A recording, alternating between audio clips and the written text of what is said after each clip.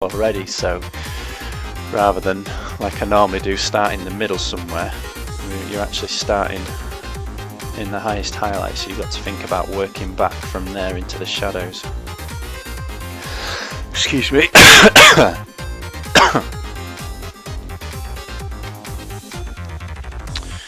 And then there's the added complication that metallics act differently to clothes and flesh, etc., where clothes and flesh absorb the light slightly and dissipate it. Metallics spread it around and reflect it in all sorts of strange and wonderful ways.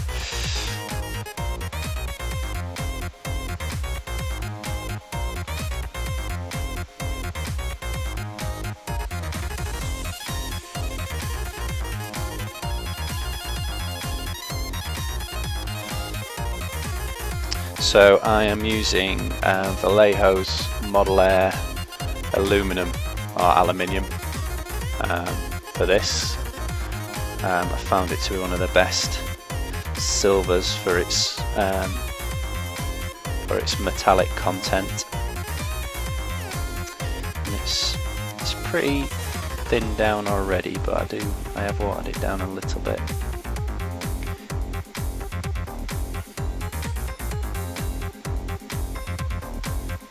So if you imagine here, if you're thinking about painting any other part of the model, we would never, or I would never anyway, start with the highest highlight. But in this case with metallics, that's exactly what we're doing. Hey Dendra, how you doing, man? You okay? You painting this morning? I didn't. I've had quite a busy morning with the kids and stuff, so I haven't had a chance to actually watch any Twitch myself. So I'm not sure if you've been painting. I think you're a pretty early riser sometimes, aren't you? I'm sure I caught you at like 5 AM or something painting the other day. So you may be done for the day by now.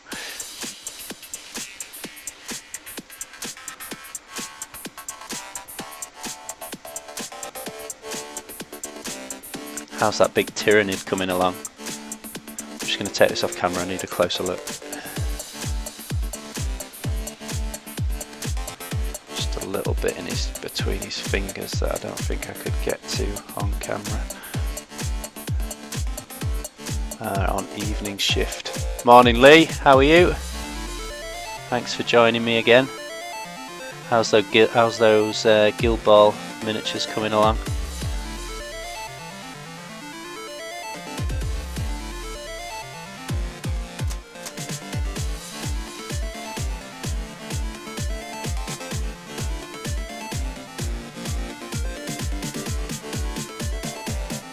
It's absolutely freezing here this morning.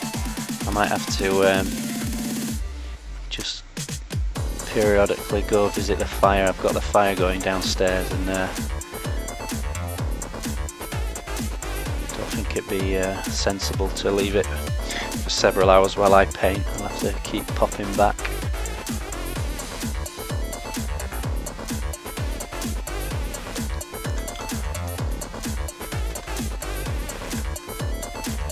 Tuesdays are D&D day. So D&D painting day or D&D playing day?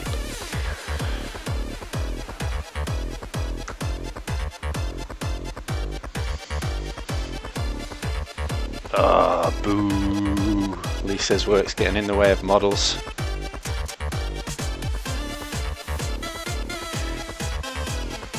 You mean you're not living the dream yet, Lee, where wargaming and paintings work? Although in some ways I'm glad it's not for me. I'm not sure, whenever I do commissions it kind of takes the joy out of the hobby sometimes. I don't do them very often.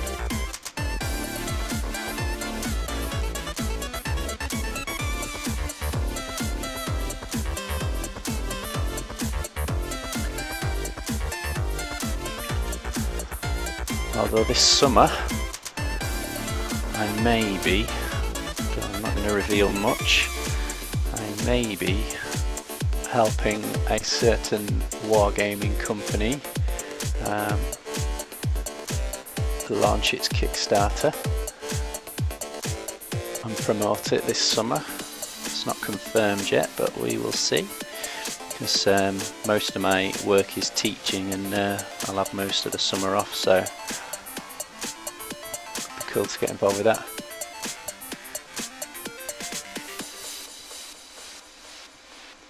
Yeah, it's gorgeous here, sun shining, blue skies, although I'm a bit of a weather geek. There's a few other geeks on Facebook that I follow, and there's a chance of some snow heading my way, which I will get very excited about. So if I start jumping up and down, it's either because my house is on fire or because it's snowing outside.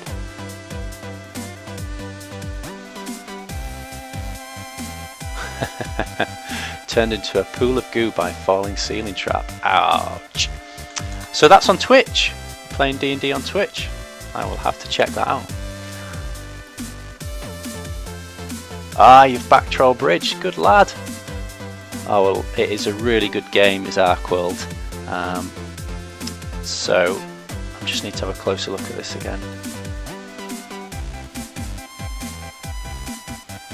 So I think you'll really enjoy it. If you haven't played it already, I don't think you have. So that's a big leap of faith there, Lee. Good one.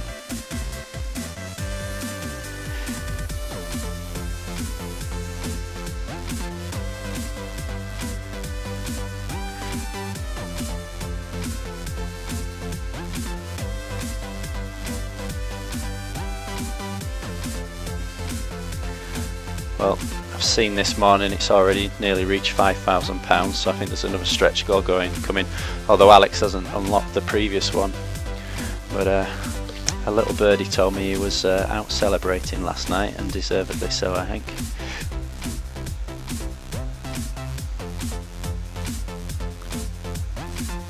Ah, thanks Dendra.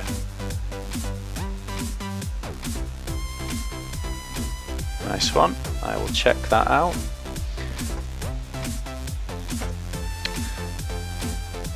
So I don't know if you caught, just when I first turned the stream on, I was discussing that, just working on the metallics of these guys today and explaining how metallics are quite a lot different to other parts of the model.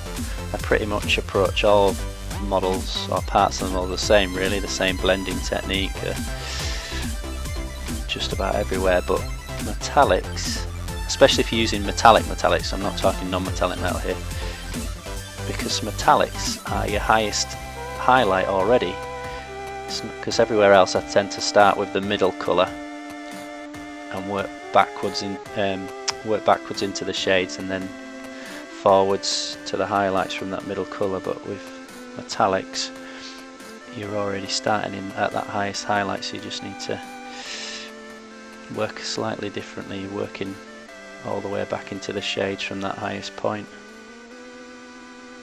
But hopefully I can demonstrate that today.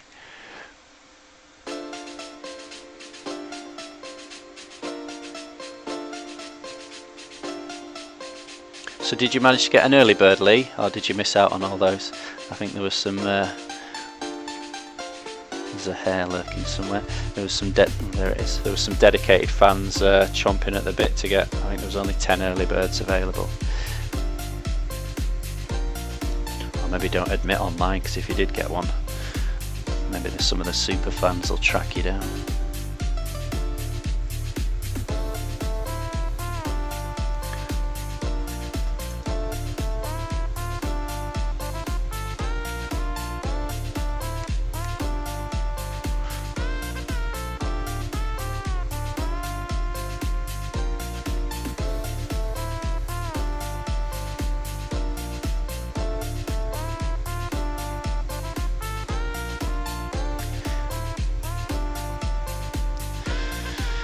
So,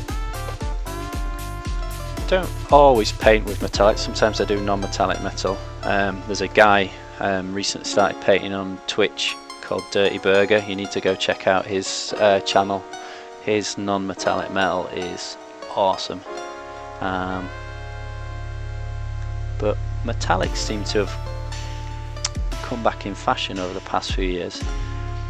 They went out of fashion for a while because, well, I think it was when kind of Rackham came on the scene, and everyone up to that point had just kind of got a silver paint, washed it with black, and Bob's your uncle. That was the painting world really when it came to metallics. And then Rackham kind of burst on the scene and introduced us to non-metallic metal. I mean, I may be wrong, but that's how I understood it, that they were kind of the pioneers of it. And the contrast and the realism that gave, it just took the painting world by storm, and everybody was doing it, and metallics kind of went out of fashion because they just didn't look as good as non-metallic metal. And then what seems like an obvious progression now, but I think took a while, was that people started applying those principles of non-metallic metal to metallic paint. So high contrast, from light to shade, to give that realism, and they seem to be much more in fashion now, in probably, in my opinion, more popular than non-metallic metal now.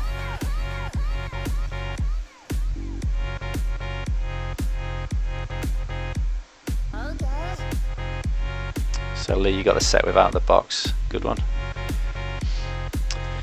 I think it's a really clever idea actually, because you know that's potentially 4 people that can play it. You know that box you've just bought, that set.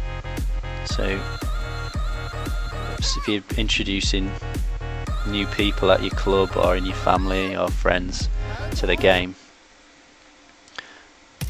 then you know 4 people you can teach or demo now and get into the game. And you can combine the halflings with the Albionicans. They're quite happy to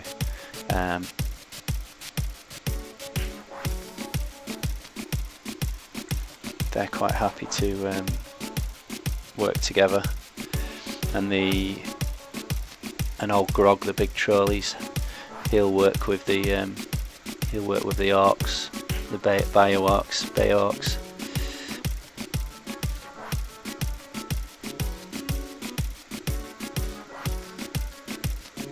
Although he can be a bit unpredictable at times.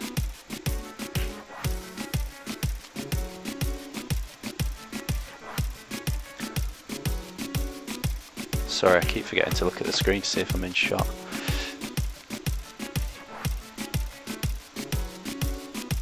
Okay, I think I will do one more coat on all of them with this silver, and then we'll start, like I said, doing some shades because we're already at the highest highlight.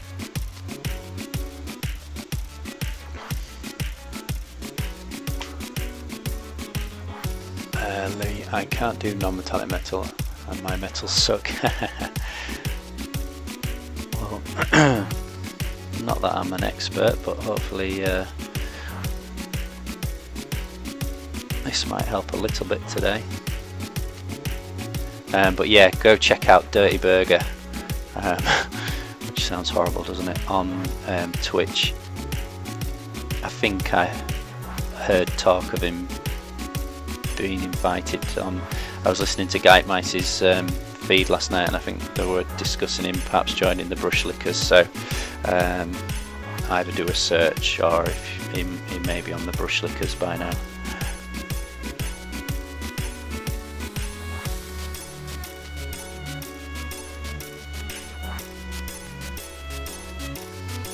But yeah, his non-metallic metal's pretty awesome.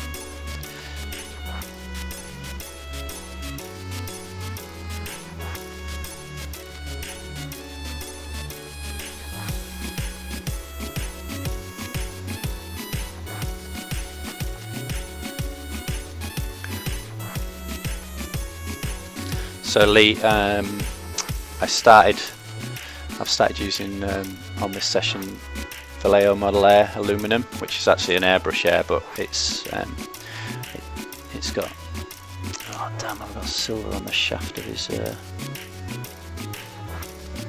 arrow. It's got one of the highest metallic contents for paint I've been able to find. So for those properties, it's really worth trying.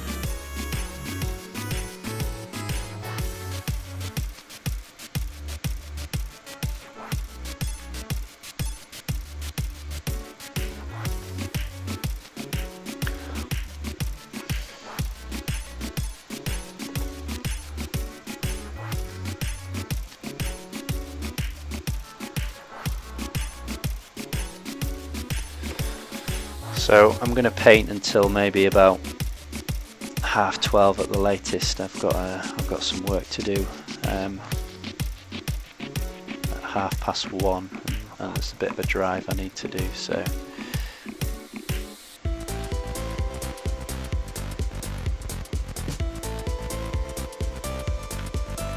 I'll need to finish about then.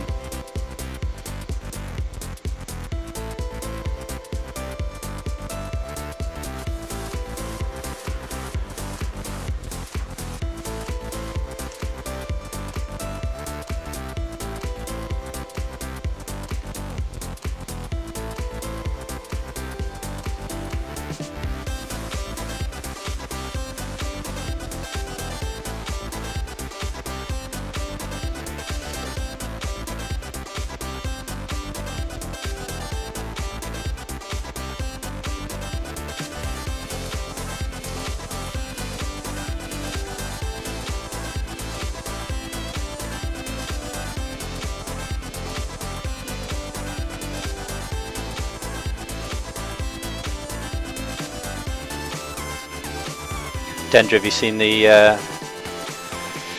I'm not a big follower of Warhammer 40k, but I've always loved Gene Stealer cults since a little kid. I wanted one when I was a kid, but never got around to getting one. And then I saw the announcement the other day that I believe Gene Stealer cults are coming back out.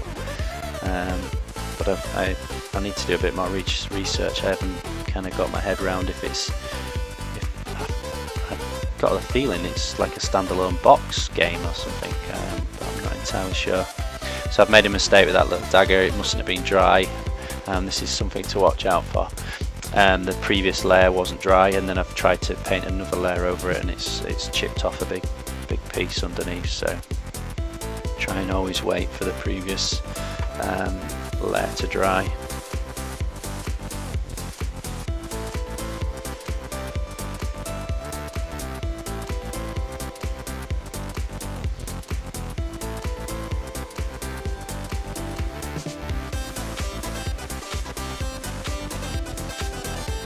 So when you've got several models to do like this, it's best to do one model and move on to the next, and that allows the other models to dry.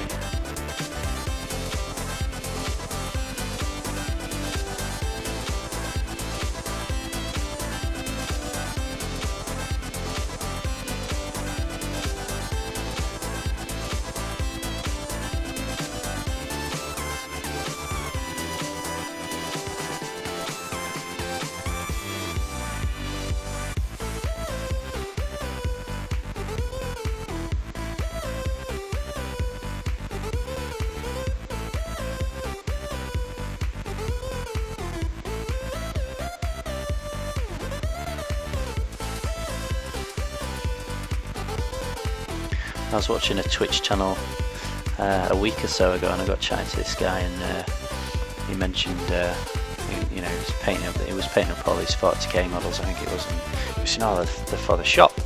I was like, well, all right, so do you work in a games workshop or something? He was like, oh yeah, I'm the manager. And I asked him which store, and it's the store down the road from it. Well, not down, it's 20-minute drive, maybe 25-minute drive away. So small world. I need to try and remember what his name was and maybe interrogate him about these Gene Stealer cults. Okay, so let me see if I can rescue the dagger on that guy. Where's he gone?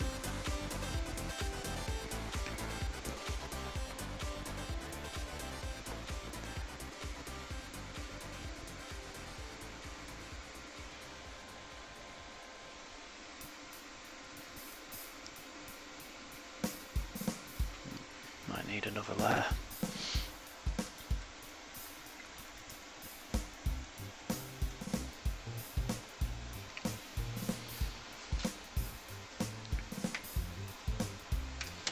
Okay, when it comes to painting metallics, I like to look at the model and think what other colours are present on the model, and also what may be in its environment as well when it comes to deciding what colours to use. So somewhere, because metallics reflect the colours around them, so somewhere on these metallics for these guys, because the scheme's been an orangey leathery brown and greens, I need to include those colours. And these are rangers, so they're going to be rummaging around in the undergrowth, sneaking past the trees and bushes, so definitely some greens in here somewhere. So what I might do is begin with an interesting green to start shading these, because again we're already at their highest highlight. The label's fallen off this paint, so I'm not sure what it's called. I'll give you an idea of the kind of colour. Oh, it's 27B, I can't remember what that is in the Foundry range. I used to have a chart somewhere.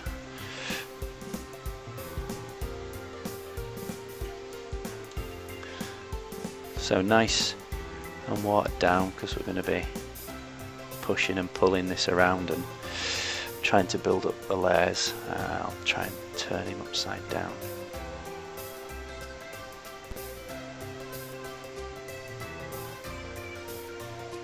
So I'm pushing, I want the bottom of the sword near the hilt to be the darkest, but on this facet I'm going to work in the opposite direction, so I want the top to be darker on that one, so push up.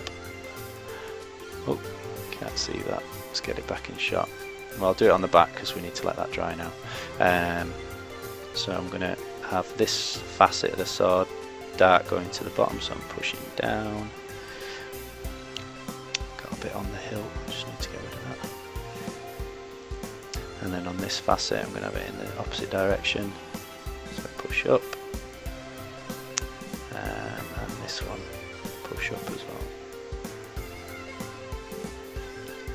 So with metallics and non-metallic metals, an interesting thing to do is wherever on one facet of the sword or axe or whatever you're having, the facet next to it, wherever it's dark you want light, and wherever it's light you want dark, so kind of opposites really. And just realised I've forgotten to paint his helmet. Well, it's actually a pan on his head.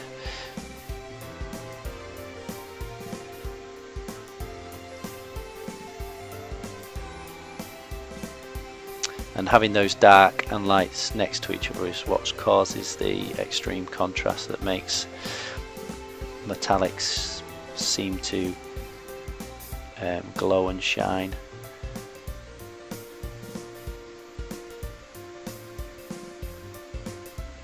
Right, I just need to take him off camera a second.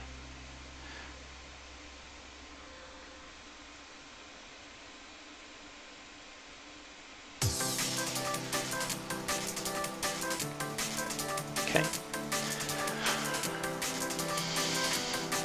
So they're really thin layers these, so it might take a while for you to notice them building up. Do it upside down.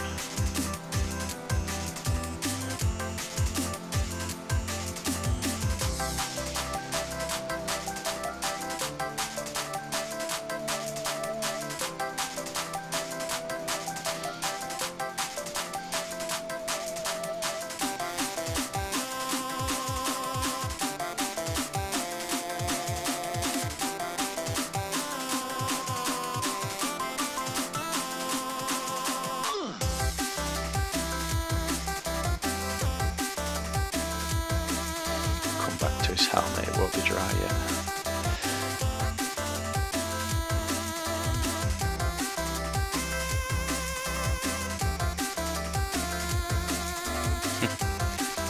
See how the paint's collecting in that chip I caused by accident.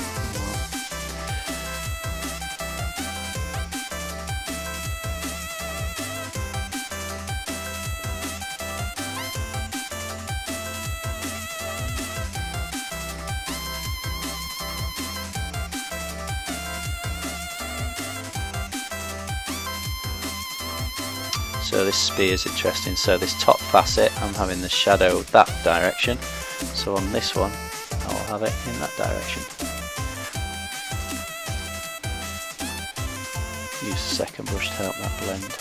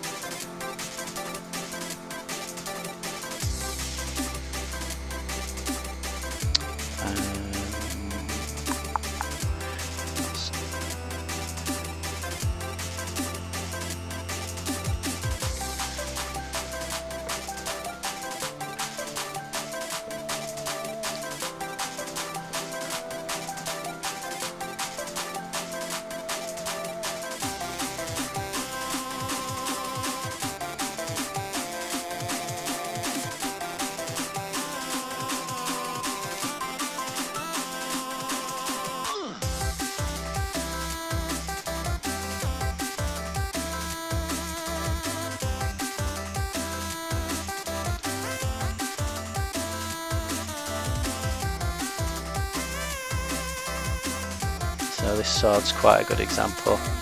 So on this facet of the sword, dark at this end, but on the top I'm doing it dark that end, and then round the back, dark that end again. So opposites. And hopefully when a dark is next to a light like that, it's going to really make it shine and pop.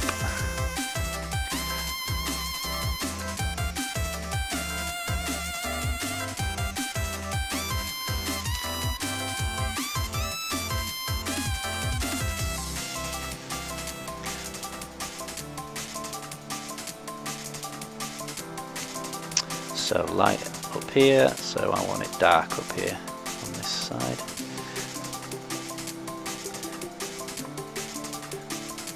And then opposite on here.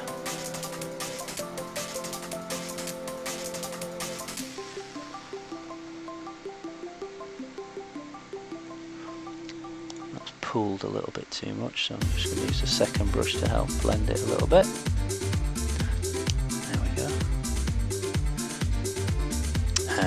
Dark on top. Oh, it's spilled over the edge. Rescued. So if it's dark on the top, I need to do dark on the bottom here.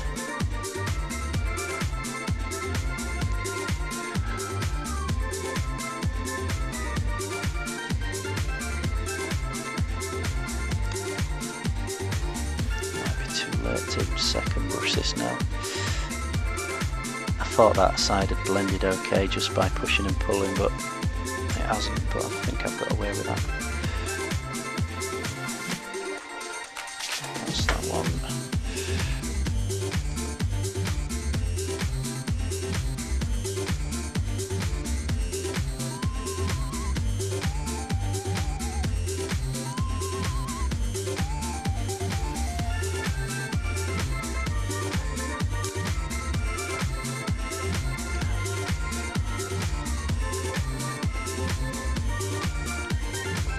So I guess it depends what effect you're going for. It's a bit time consuming trying to figure out where all these lights and shades can be. I guess if you're just knocking out a tabletop army, then I won't bother, to be honest. Dark, dark, so this side needs to be dark.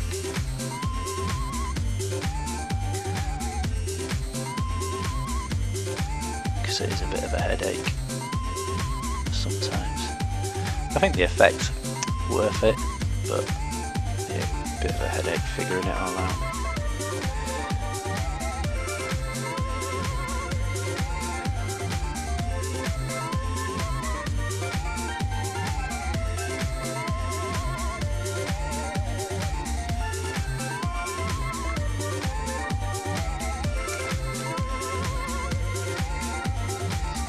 helping that blend with the second brush. So if that's dark up there, that needs to be dark down here.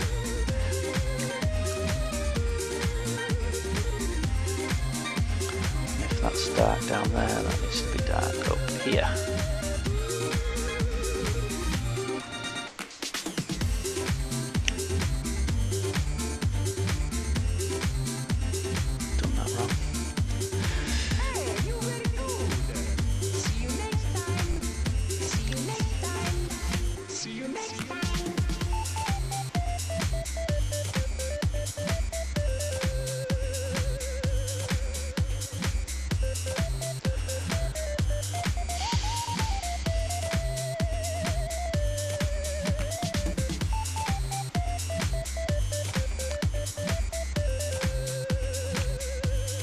Everybody's quiet this morning. Busy at work, I think a few people said there.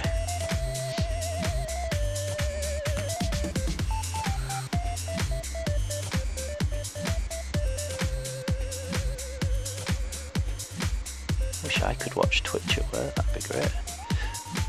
Getting paid to watch Twitch.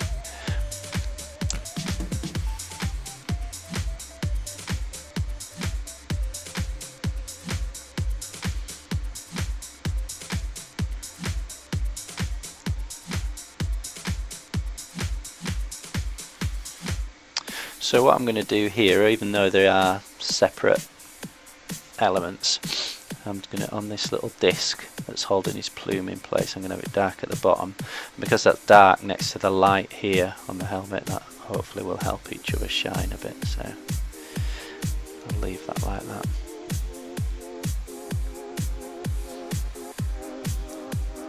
Looks like I'm about to get a parcel delivered. I might need to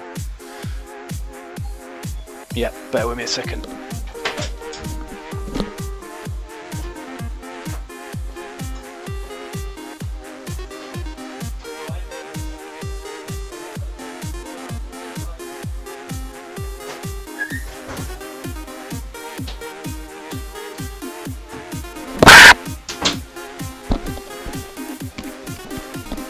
Right, dropped a brush then. Where did that go?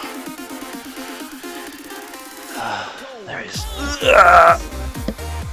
Sorry, my old body straining to reach. Oh, Jesus. Ugh, covered in dust now.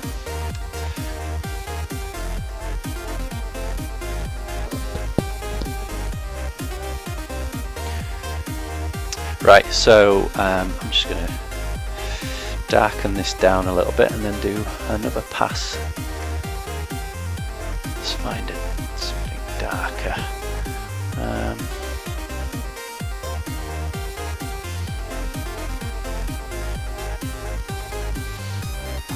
Sod it, I don't really like using black too often, but put a bit of black in to darken it.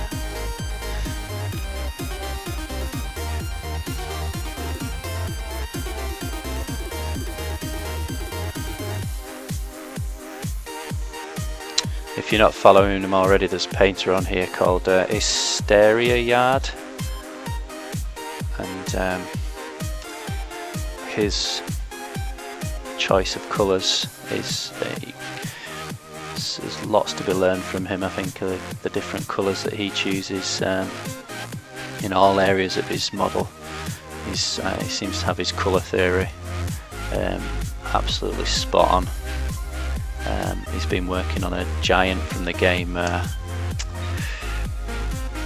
Blood Rage, and it's just incredible. But the colours he's using, I mean, I've got a little bit of understanding of colour theory, and I use strange colours here, there, and everywhere sometimes. But his theory's spot on. He's just using wacky colours in his shades and highlights, and it's just working perfectly. It's really interesting to watch him. So I'd highly recommend checking out his stream. Hysteria Yard? Not Hysteria Yard.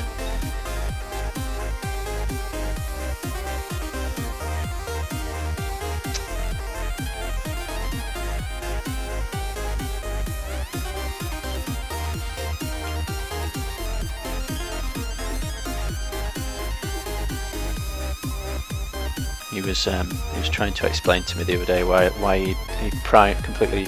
Hey Cougar, how you doing? Thanks for joining me again.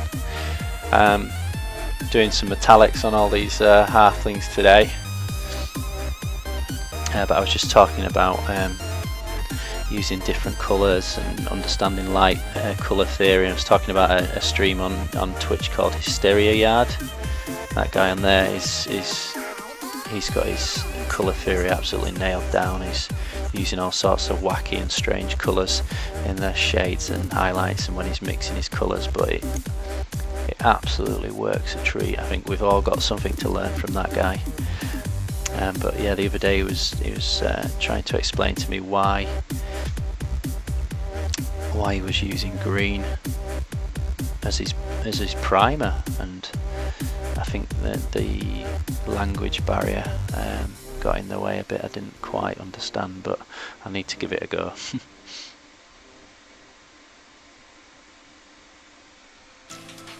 Hey Doc, how you doing, man? Good morning. Ah, oh, damn, I've painted that wrong. Second brush to the rescue.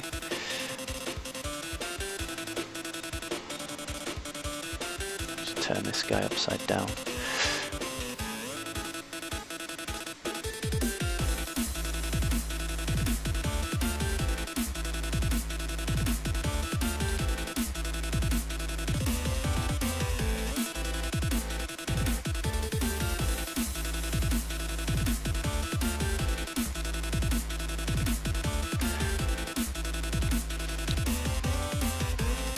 I'm dying from this E-hat. It's 9 PM, sun has gone down, still hot.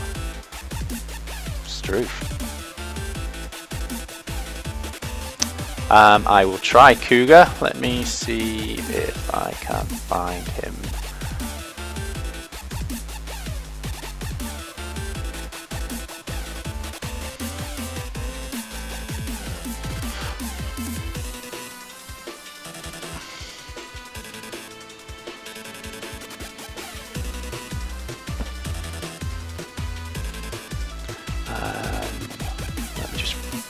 I need to go through my profile, look at who I'm following. Oh, I could do a search, can I? That'd be more sensible. Hysteria.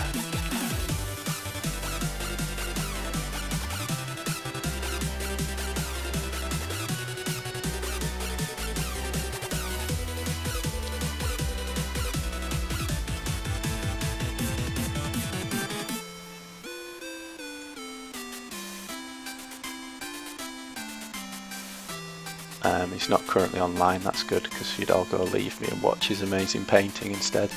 This is pretty awesome.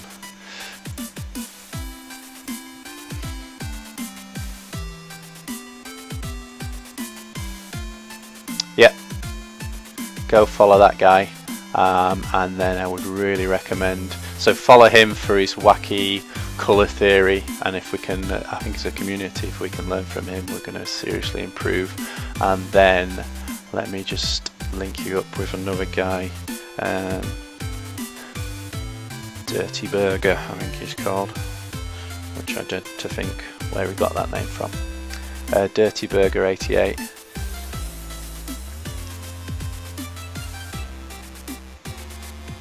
Who is also offline, thank God for that. He won't leave me alone.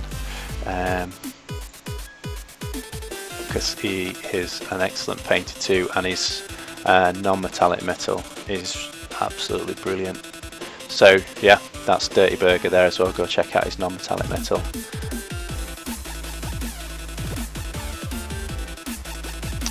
I didn't see him doing any dungeon explore minis, no. Hysteriad's been working on a giant from Blood Rage, and Dirty Burger's working on a big Rakamat orc from Confrontation, excuse me. Oh crap, dropped my keyboard.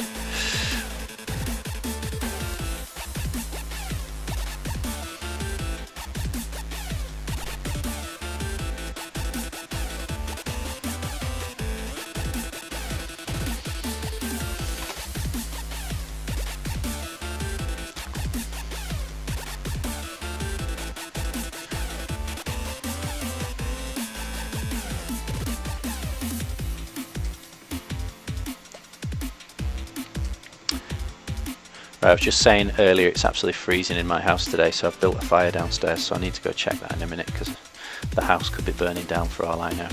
I'm sat happily here in my office painting.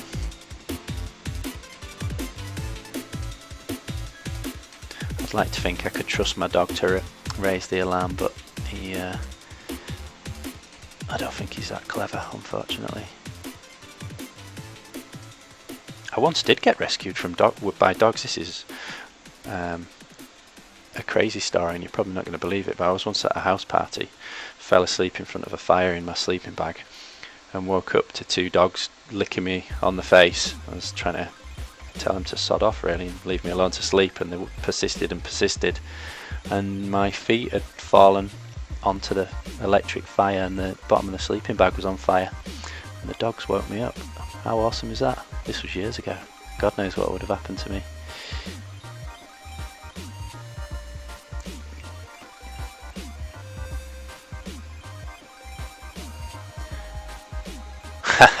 Cougar, which one have you opened? Hysteria.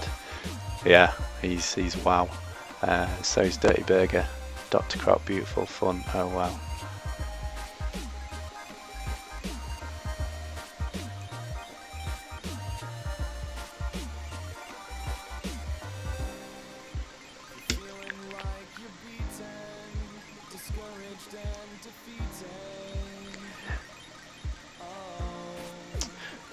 Dark there, so I need to do dark there. Whoops, too much paint on my brush. Damn, start again. Wipe some off.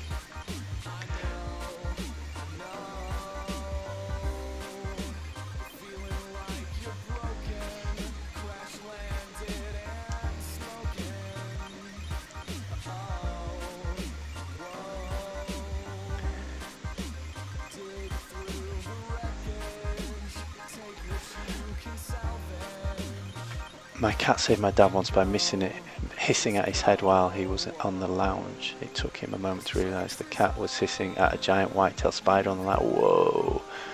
I'm not familiar with white-tailed spiders, but I'm guessing they're venomous. Is the moral of that story? Good old faithful animals, eh? That'd make a good TV show, wouldn't it? When animals save humans.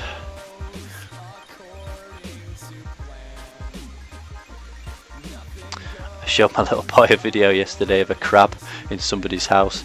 I don't know how this crab had got in someone's house, but it nicked a knife, and it was like it was running around the house waving this knife at people like a little ninja or something. It was well funny.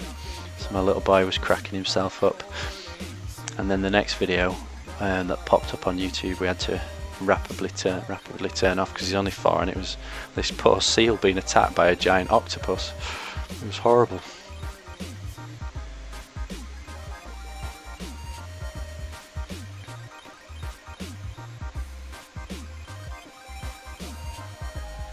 Whitetails are worse than redbacks. I'm sorry to say I don't know what a redback is either. Are they anything like the speed painted arachnid I did the other day?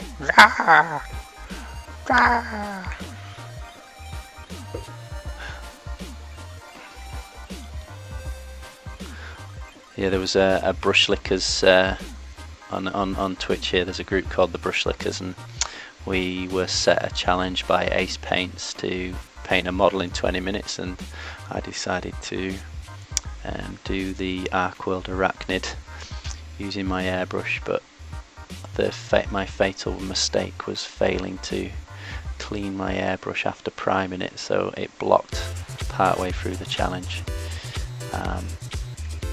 And also my plans to use masking tape to do the stripes on the legs was very optimistic. I think I was still masking the legs with, someone said I only had 7 minutes to go, and I was still masking legs. But it turned alright, I think, for 20 minutes.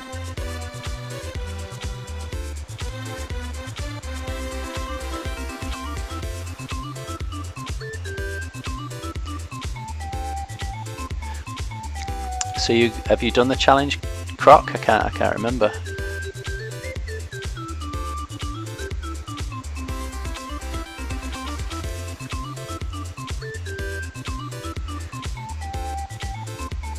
Right, bear with me guys, I'm just going to go check that fire.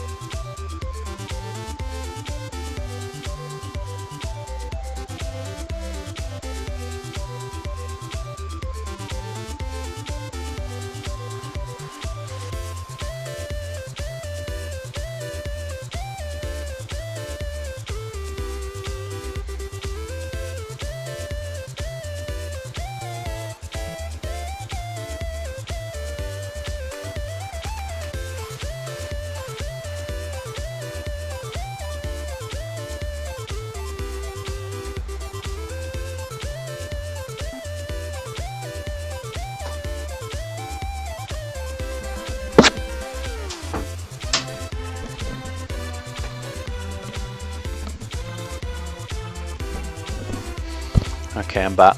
You'd be happy to know the house isn't burning down. The fire had nearly gone out actually, so just popped another log on the fire.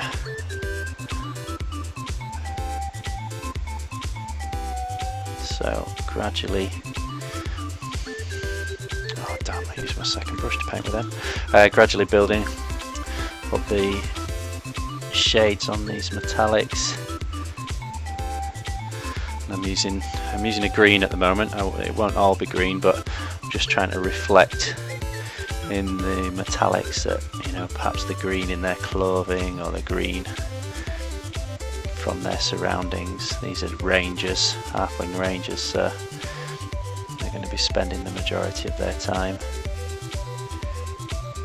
hiding in the undergrowth and in cover.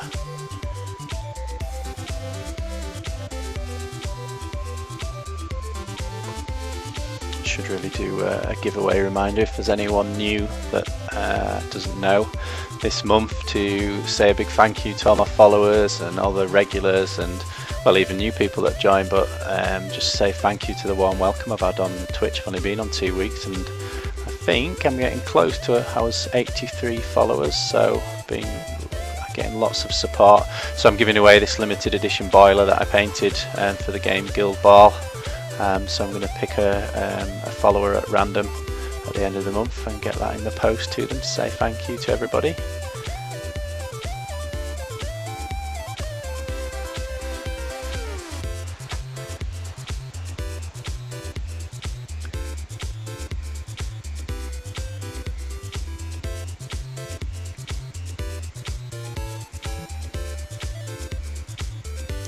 So these guys I'm painting are from a Kickstarter that launched last night. A friend of mine, Alex Huntley of Warplock Miniatures. This is his second Kickstarter now. The actual game launched on Kickstarter a few years ago, so it's pretty well established now. But this is a box set that is produced to get new players into the game. It comes with 4 factions and dice and everything you need to get started in the game. And he sent me these, so I've got access to them early just to get some painted up for the demo tables, because I help him do the demo tables. But yeah, it launched last night and it's only, I think it's 9 days long is the Kickstarter, so it's just a short Kickstarter. And it funded in, I think, an hour and 55 minutes, so it's going strong. And I think you may be having a sleep in, because it smashed a couple of stretch goals this morning, and it hasn't been updated yet. So, but a little birdie told me last night that he was having a little celebration, which I think's fair enough, isn't it?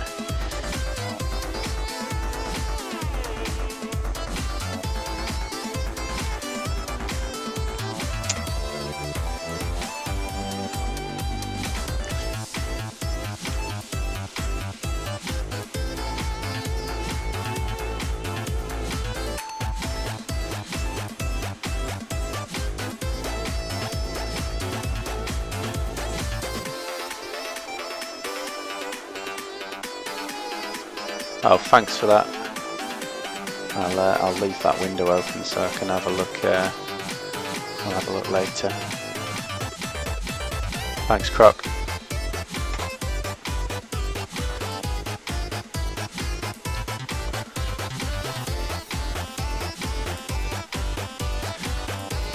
I'm a bit tight on time today. I've got my real job to go do.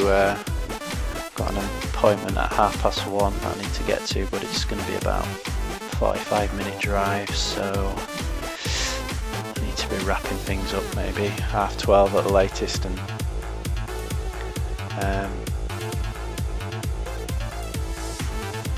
need to get some lunch. Although where I'm going does the most amazing curries in the cafe, so I might get my lunch there. If anyone's lives near Bradford, get yourself to the Carlisle Business Centre in the cafe there. They do the most amazing curries, and you would never guess. Just driving past, you wouldn't even know there was a cafe in there, but it's got a great little cafe, and yeah, lovely, authentic Balti.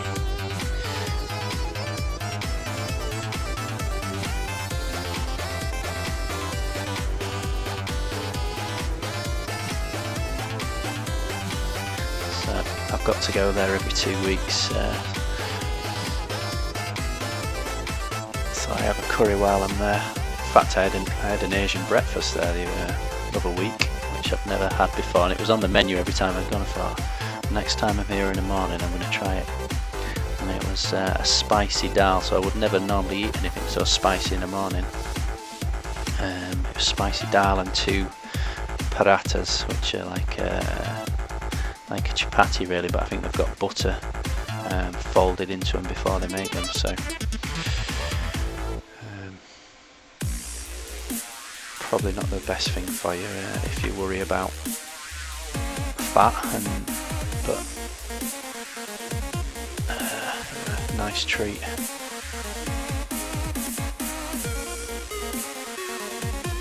Okay, I've just added a bit more black to this green, so going even darker now.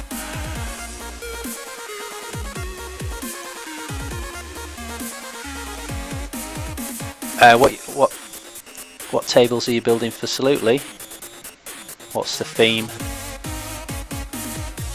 I'm going to be at Salute again this year, demoing with Arc World, so I'll see you there.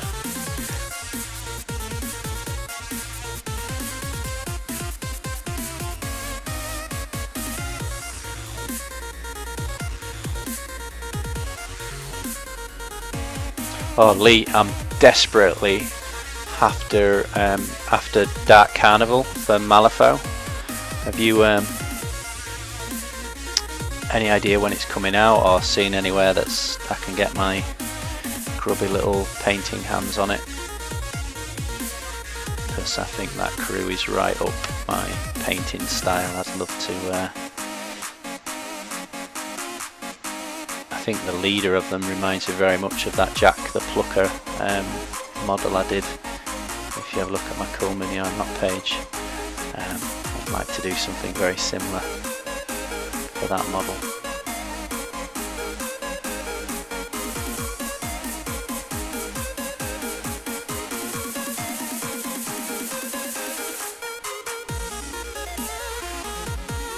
Dystopian Wars, never played that, it looks cool though.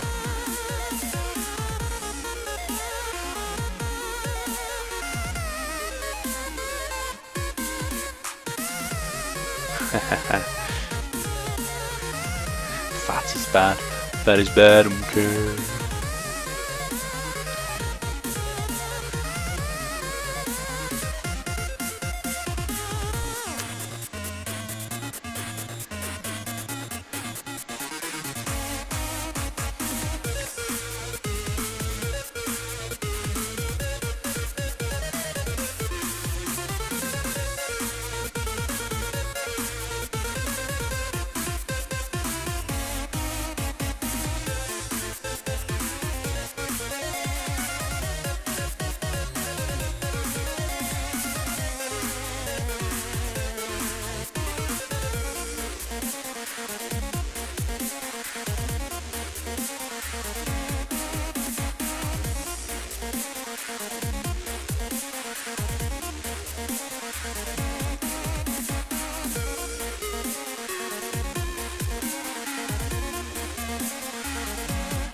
So hopefully you can see the effect building up on this guy's sword. As I spin him around.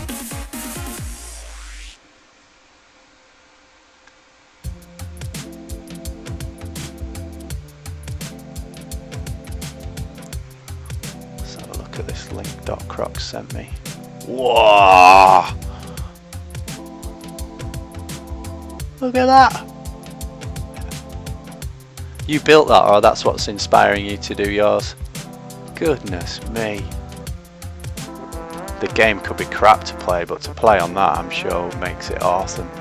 Sometimes it's all about the immersion in the game, isn't it? And just kind of getting yourself into that world. I don't think you could help but get into that world playing on that board. Incredible. Absolutely incredible.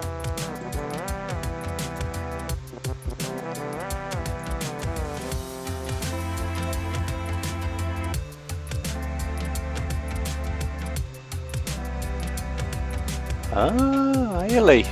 Well, I'll have a confession here. I'm actually, this might give you a heart attack, or you might be able to set me right. I've actually been reading a lot about ketogenics and high fat, low carb diets, just to help me with my cycling and running.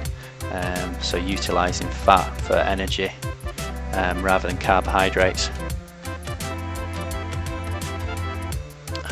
I'm doing a lot of endurance sports this year, so just trying to get my body adapted to utilising fat, which from the theory allows you last much longer than carbohydrates as a source, and as a byproduct your body becomes much better at burning the fat that it's already got in its body. So I've lost a lot of weight, not that I really needed to lose anyway, but I've lost a lot of fat that was hanging around that I wanted to get rid of, so that's been quite nice.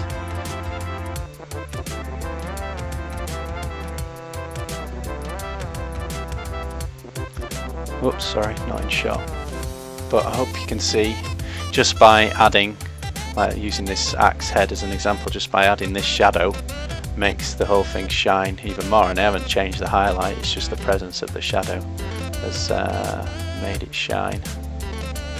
Let it shine.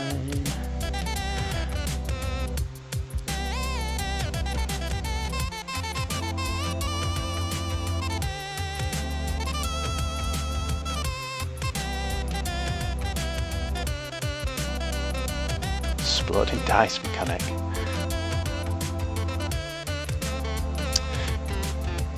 Yeah, Lee, you know, so don't you find it, what a crazy world we live in, that in this day and age there's still so much misinformation, or so much information going around. This is good for you, this isn't good for you. It's no wonder we've got an obesity crisis and health crisis in, you know, most Western world's countries. Seems to be no clear picture on what's good and what's not.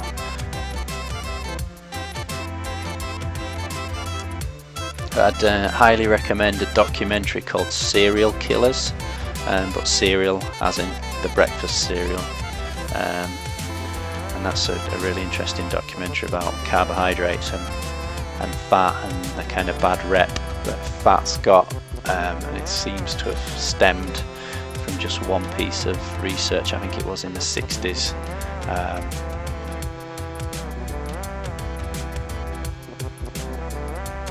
And what happened was that this piece of research got taken seriously by Congress in America, I believe, and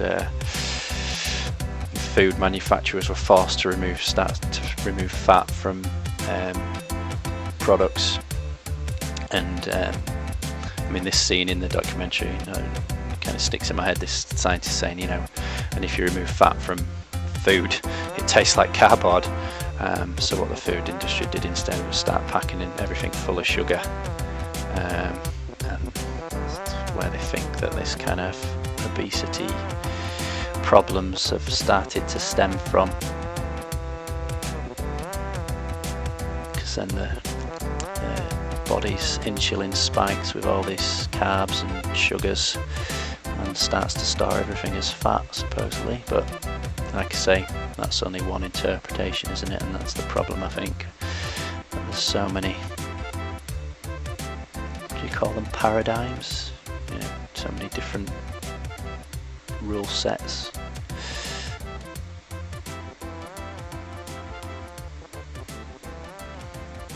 So gone a little bit darker now on the shade, added more black. Anyway, you came to watch me paint, not talk about dieting.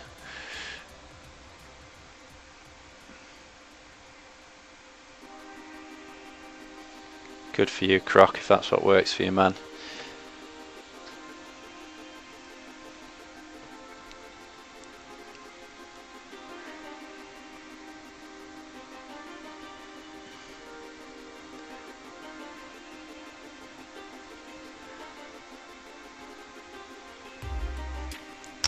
So using this, the only thing that we need to watch out for when doing these metallics and doing these multiple washes to achieve these effects is it starts to really matte down the metallics. So at one point towards the end of painting the model, actually I'll come back in with some washes of metallic paint just to put a bit of metallics back into those areas.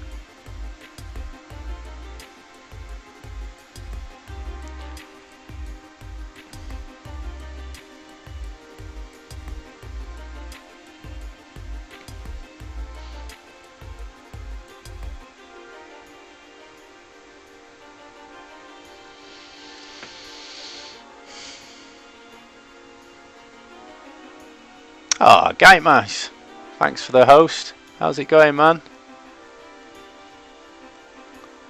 What's Lee saying sorry for? Laugh out loud, sorry. I don't know what you're saying sorry for, Lee.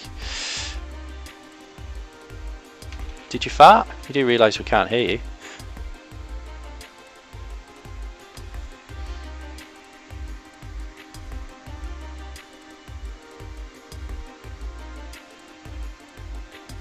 So, Guy Mice, what are you up to? You painting, just chilling out, you're at work, having a sneaky Twitch session. I'm just trying to get all these metallics done on these pesky halfling rangers.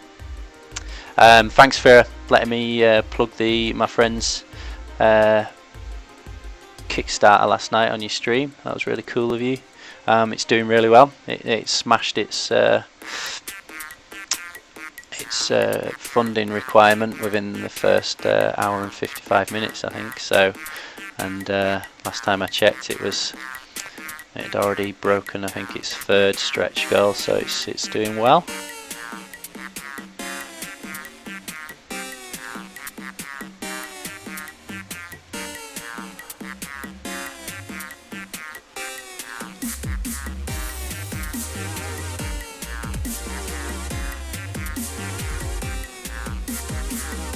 Slimming talk. No worries, mate.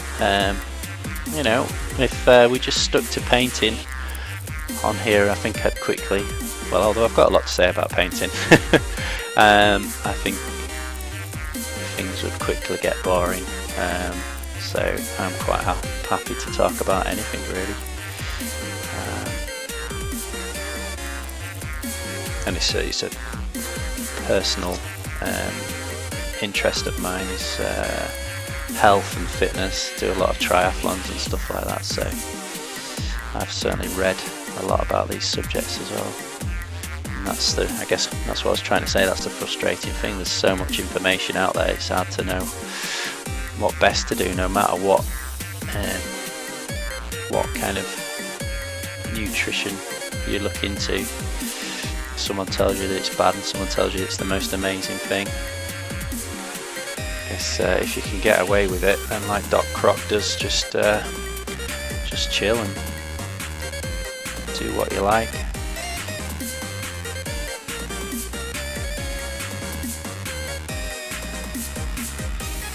I mean, I used to be like that as a younger man. You know, could eat what the hell I wanted and didn't seem to put any weight on. But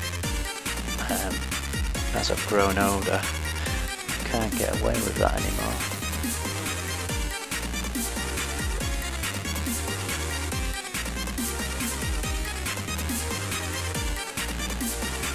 Hey Fatso Catso, how you doing?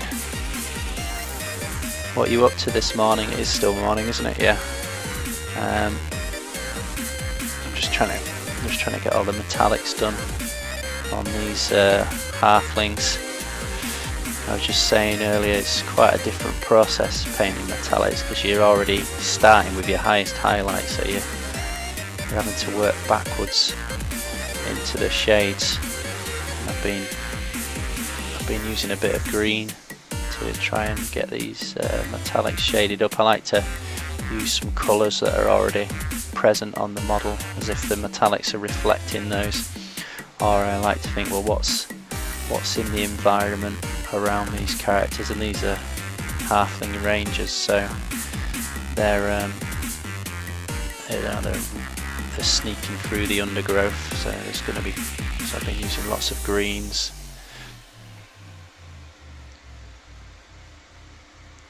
I gave out a few recommendations earlier. If you check back up in the chat, there's a guy called Dirty Burger who's just started painting on Twitch, and he is an absolute master at non-metallic metals. I think we all need to start watching him and pressuring him into revealing his secrets. I've been trying to get out of him how he does it, because I can do it a little bit but nowhere near as good as him. And then I also put a link to a guy called Hysteria Yard, because I was talking about using colour theory and using different colours in your shades and highlights. And Hysteria Yard is he's just a crazy genius when it comes to colour theory. He's throwing all sorts of wacky colours into his paint jobs, and it just works a treat. He's got it absolutely nailed down. So again, as a community, I think we need to pay some close attention to that guy and try to get out of him what he does. I was talking to him the other day, but I think the language barrier got in the way a bit. I didn't quite grasp why he was using some of the colours. I was asking, he primed his model green, and I didn't quite. I've asked him twice now on 2 streams to explain, and I still haven't quite understood.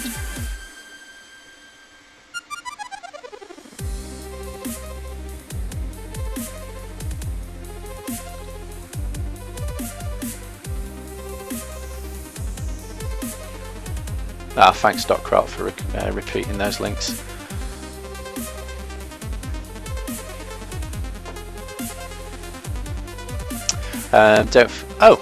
Where's it gone? I was just about to say, don't forget everyone, you can tweet or Instagram me your pictures, there we go, using the hashtag Boyzie2000UK, and they'll appear above my head. I've slowed it down a little bit as well so we can view them for a bit longer. Yeah, just nice to see what you're all working on, if you're painting at the moment or you have been recently.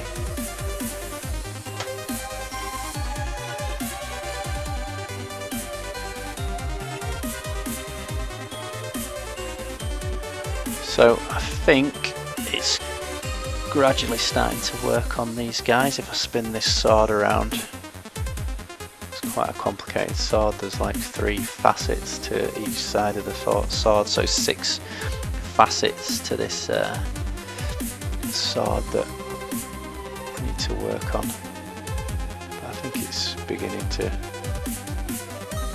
shine and pop.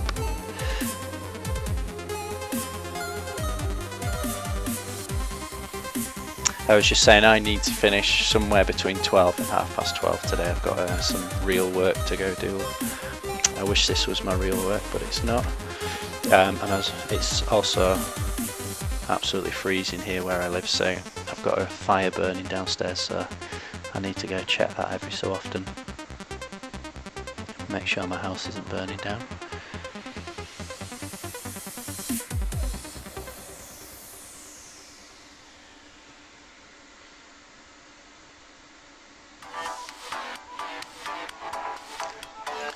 so I think I used a little bit too much paint there, so I'm just going to use a second brush to help it blend. There we go.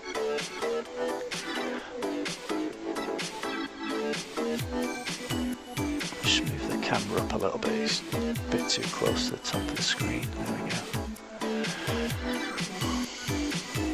Oh no, Croc! What do you do when you do have some real work?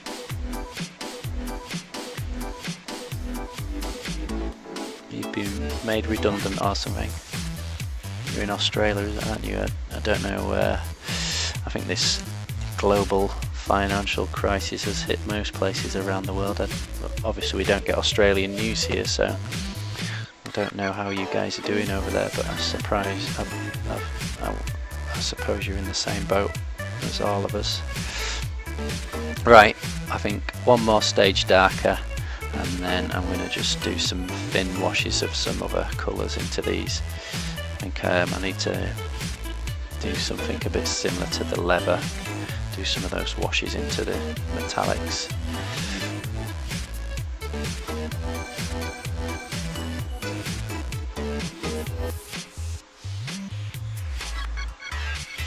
HF Boyzie. What does HF know? Don't know. Ciao. I used to do pamphlet delivery. Pretty sure my boss got caught for dodging taxes and used to work full time at Hungry Jack's until the entire staff was let to go and replaced with an extended period. Oh man. Well, good luck, Doc Croc, in your search for employment. Thanks for hanging out, it's always nice to have you here, and thanks for all the links. I'm going to check them all out in a little bit more detail later, maybe when I get back from work.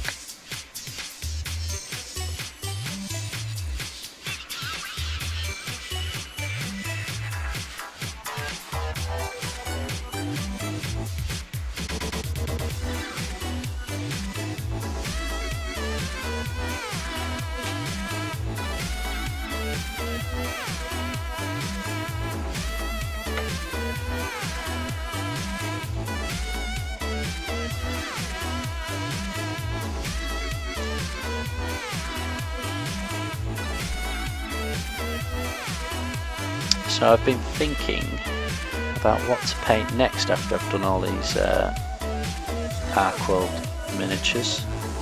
Wanting to do something slightly different, I think I've got loads of things of a larger scale, some 75mm miniatures kicking around.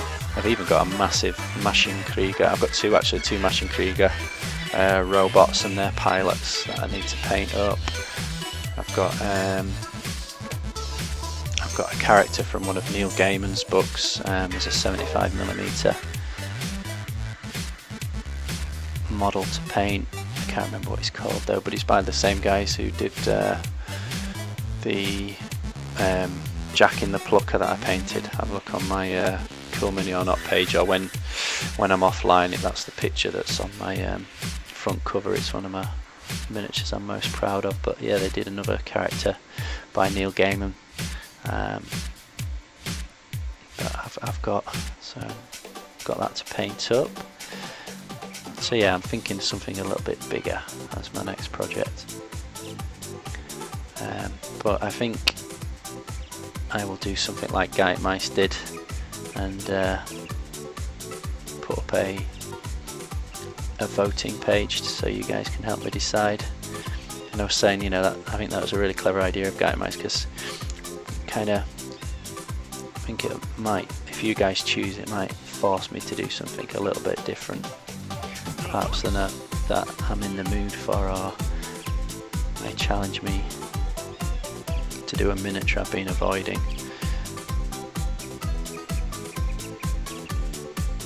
Okay, I think this axe is starting to look quite nice. And I was saying earlier, you know, what a difference. All I've done is just blended some shades down, and you know, it's really made that metallic shine now and pop. And I haven't done anything to the silver to make it shine anymore, it's just by adding a shadow. Oh, Nightbot's just popped up the link to the music for this guy. Part of the license agreement is that I have to advertise him, but that he's kindly allowing people on Twitch to use his music. He doesn't want any payment, although you can, and I did send a donation his way. But if you're looking for any music for your streams, go check him out.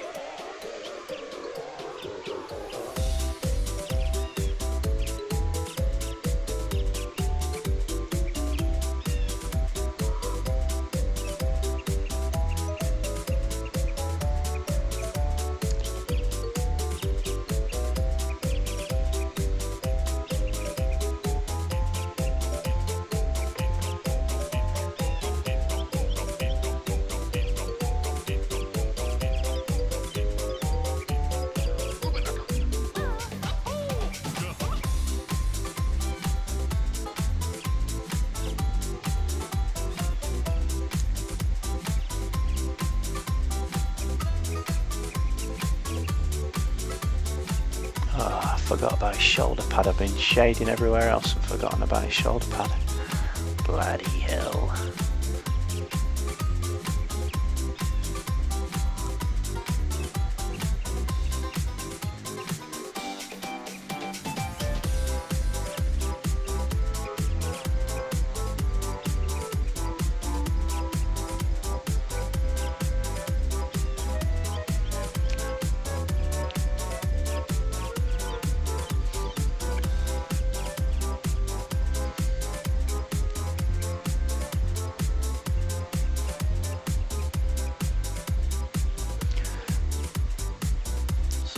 Get this shoulder pad caught up with all the other parts of the model.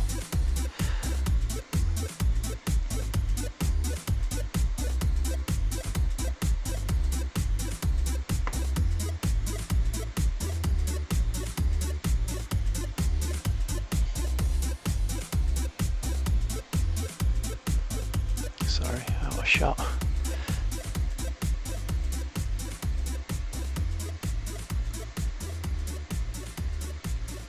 So I better go check that fire in a minute. We only had it fitted 2 days ago. We used to have one in our old house, a wood burning fire, and we've really missed it. So finally saved up the money to get one. So I haven't grown used to using it yet, so I'm a bit paranoid about it being on by itself downstairs. But it's warming the house up nicely. But last night there were these loud bangs coming from downstairs, so we went down and I mean, we later heard discovered it's called a back puff, but the fire was like doing loud bangs and like igniting itself, and we'd learnt what we'd done. We'd starved it of oxygen. We'd closed the vent, which we'd been told to do by the fitters once it got to a certain point that you could close the vents. But as it turns out, that was it was slightly wrong advice. You shouldn't close it completely because we were starving the fire of oxygen, so a vacuum was forming, and then all of a sudden it'd pull air in from around the door seal and violently erupt.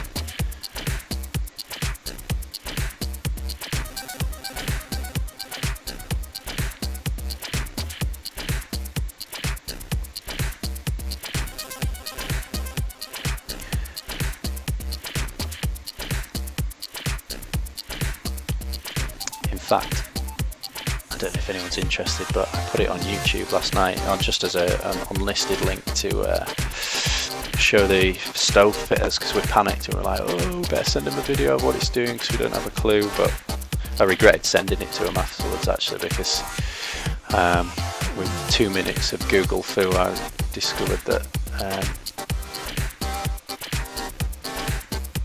that it's quite common, and nothing to worry about, and probably won't happen again now.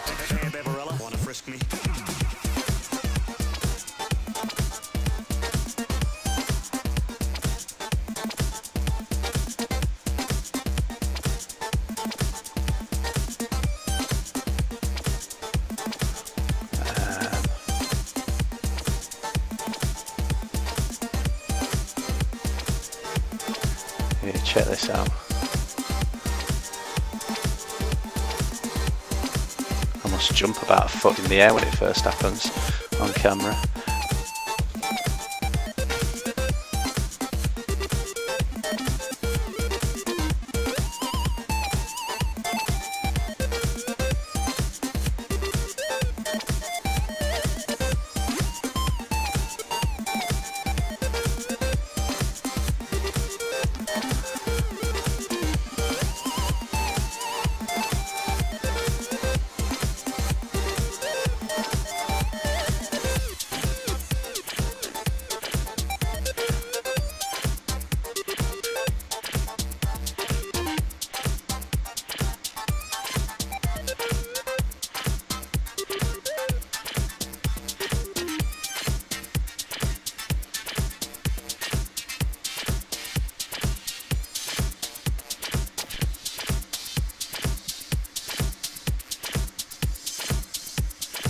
Right, just going to go check that fire.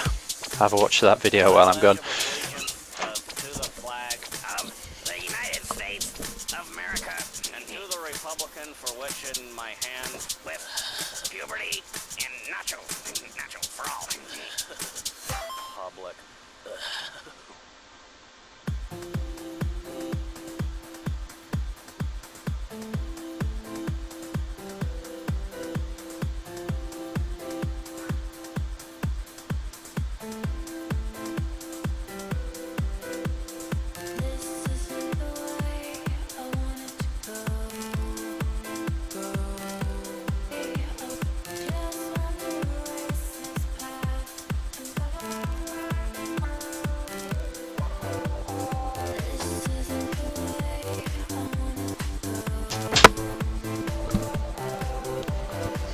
Okay, the fire's still burning away nicely, toasty warm.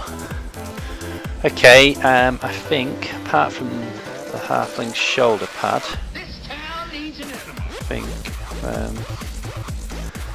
we're about done with this colour, so I'm going to start introducing a bit of the leather colour into these metallics as well.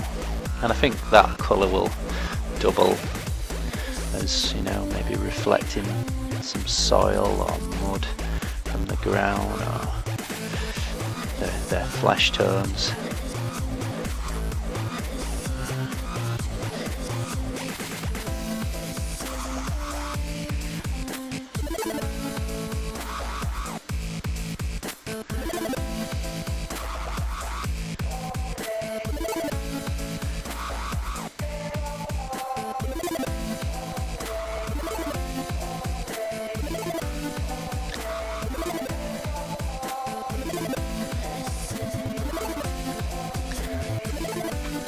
Has anybody watched my exploding fire yet?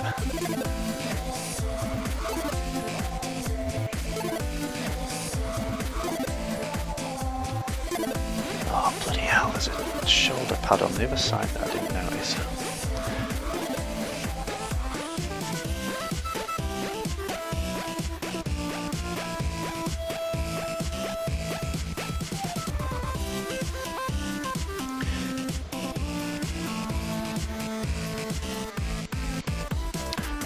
I might have to get my fingers in the way to paint this bit. He's in a quite an awkward place behind the shield and in between his head and the feathers of his helmet.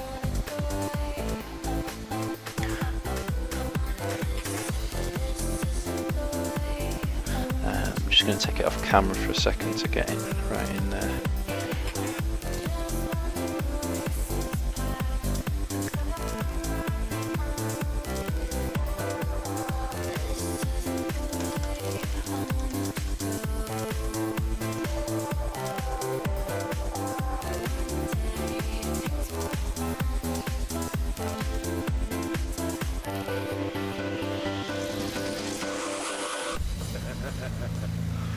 Quite pleased with how these halflings are turning out.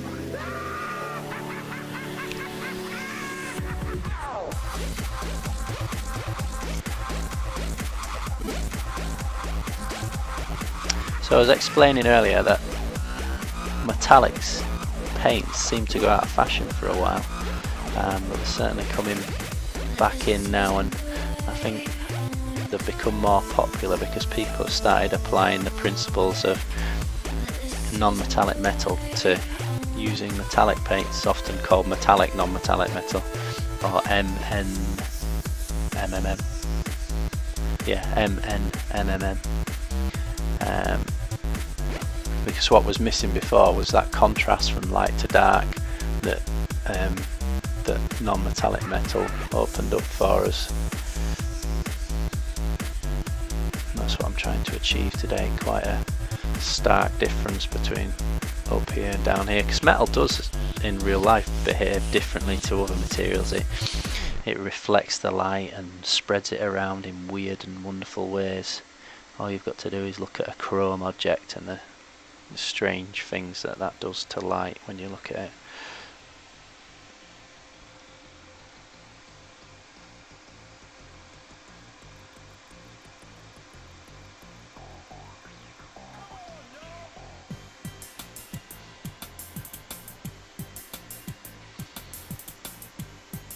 Have to quickly do some shading on this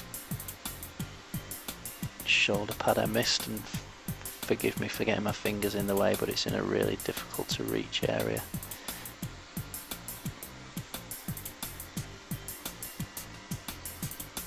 I think oil washes will take care of the rest right down in those recesses.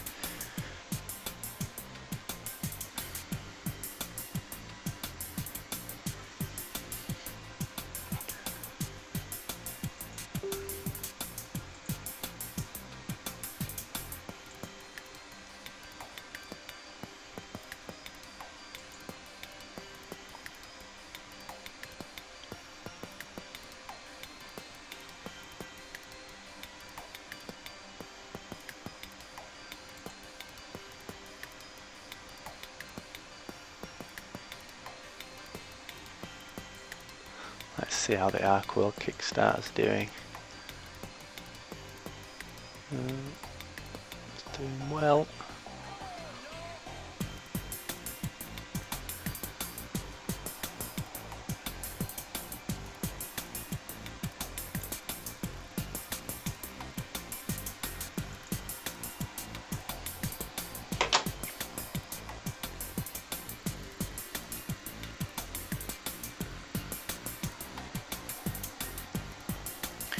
Okay, let's so a colour I quite often use on metallics is a really washed down version of this 14A by Foundry. I think it's their tan stickers coming off here, tan. It doesn't work on all metallic because it does give a hint of that the metal has been well used and maybe even developing a bit of rust. It depends how much of this you put on. If you put a lot on, then it really looks rusty, but just a little, it hints more at just some surrounding dirt or mud colours and flesh, which I'm kind of going to go for this time rather than making them look rust, because although they're rangers, these halflings, I'm sure, unlike an orc or something like that, they would at least care for their weapons a little bit. But it's very watered down, this. You might not notice to begin with it doing anything, but I'm not painting it in a way that I do want it to stand out all that much. It's acting as a filter to help things blend, but it's just giving a little hint of a little bit of a different colour that these metallics are picking up from its environment or from the model itself.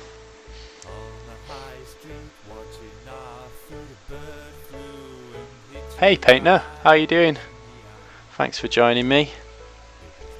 steadily working my way through these halflings. Check out the video link above. I've just been saying I got a fire fitted yesterday or the day before, and nearly jumped a foot in the air when I was filming that video. It did what I didn't realise fires do this, but or can do this. It's called a puffback.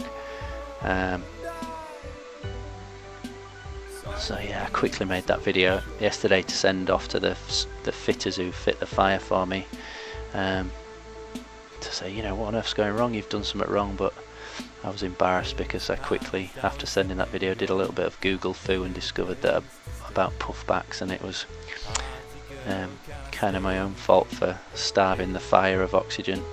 Although the fitter did tell me to close the vent completely once the fire got to a certain point, so not entirely my fault.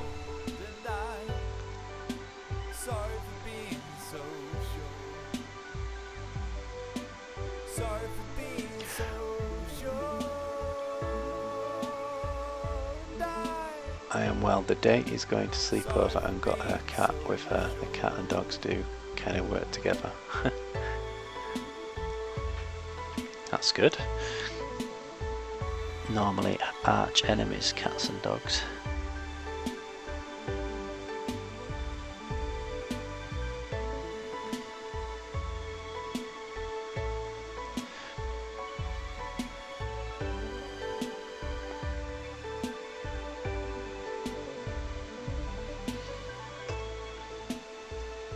So what I'm doing here, just adding some different colours to the metallics.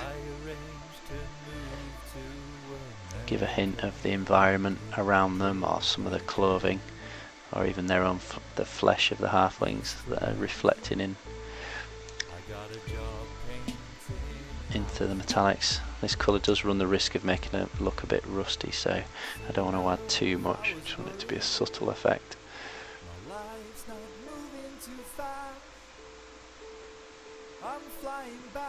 They're lions in their own mind. Chinchillas, they get pretty big, don't they?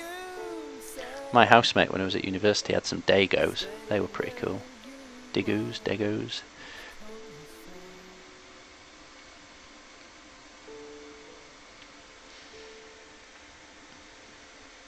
They once dragged a pair of my Levi's into their cage with them and shredded them overnight when I wasn't watching. My housemate had, I think he was hiding them from our landlady, and he stored them in my bedroom, and because I was on the top floor, and they dragged a pair of Levi's in there with them, shredded them.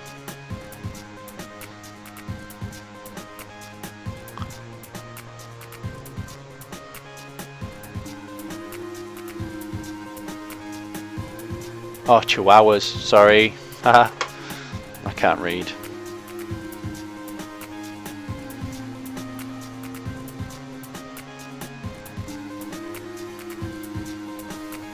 That's embarrassing, sorry.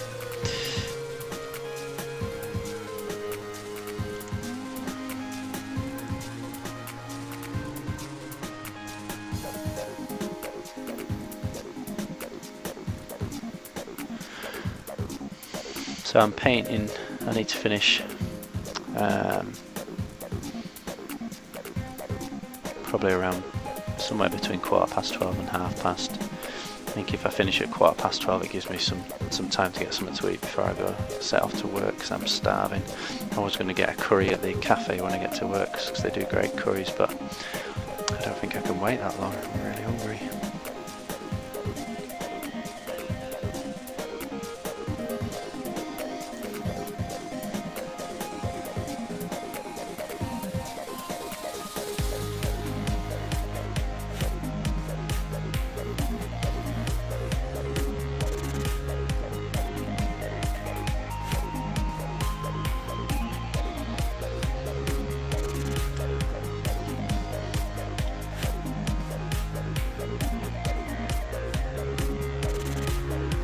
Are you doing any painting at the moment, Painter?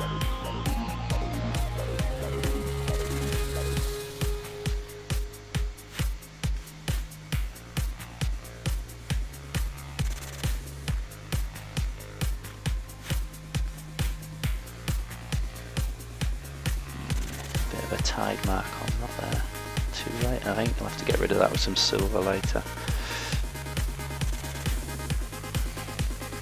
So what I mean by a tide mark is where one of the layers has dried with a visible edge to it, and that kind of ruins the blend, but you can rescue them with some thin washes of the base colour over the top. What probably happened there was I used too much paint and didn't feather it, and it just let it dry in a pool. So again, that's the reason why we've wiped most of the paint off the brush, so we're not pooling paint.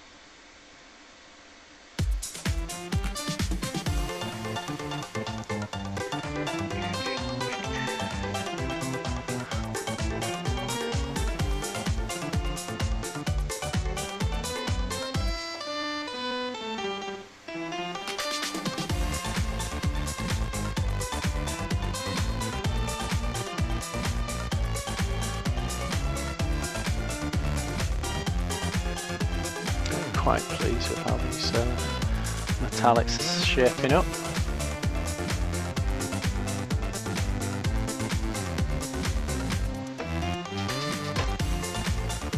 What date are we on? 24th, so I'll be drawing the giveaway in a few days' time. That'll be exciting.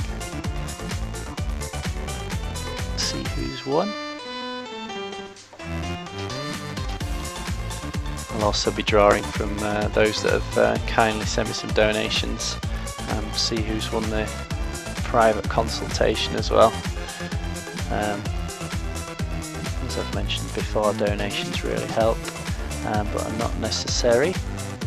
But as a way of saying thank you, each £1 donated gets you a ticket into a raffle, and the winner of that raffle gets the opportunity to have an hour's consultation with me. We'll use Skype or something like that if they want. So we can paint along together or just discuss any techniques that you've been struggling with or whatever. Or you can decline, it's up to you. But just a way of me saying thank you really to the kind donations. But what date are we on? It's 24th. So I'll be drawing those on Monday. That works out perfect because I'm streaming on Monday.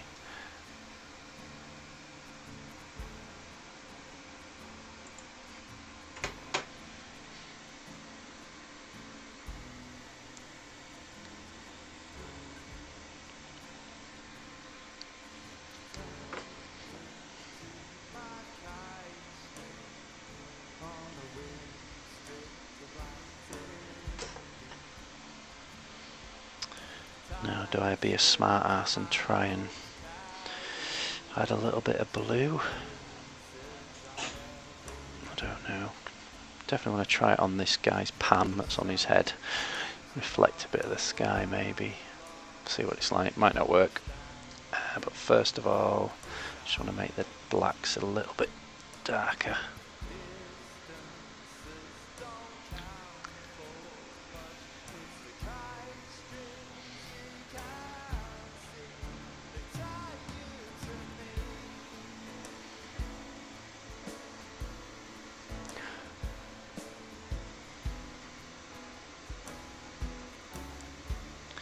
Whoops. So it's quite fine work, this little bit, so I might have to hold my breath. so bear with me.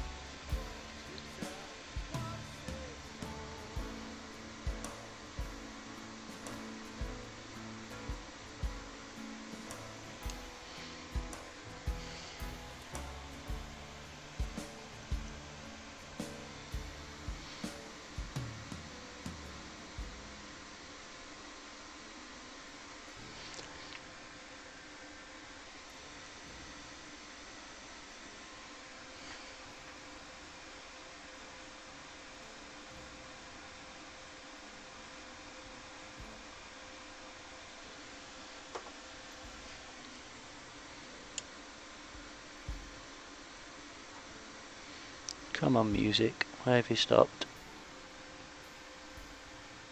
Or have you?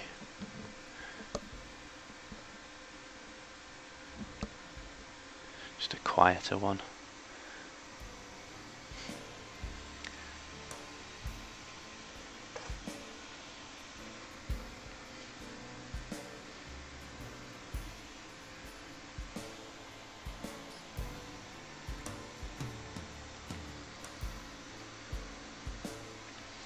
I don't know if you guys can hear this song, it's much lower than the other ones. This is a song by my friend who I used to work with, who I asked if he could give me some music to stream with, as I was struggling to find some non-copyright music. And not only did he let me use some of his music, but he's going to make me some more, which is pretty cool.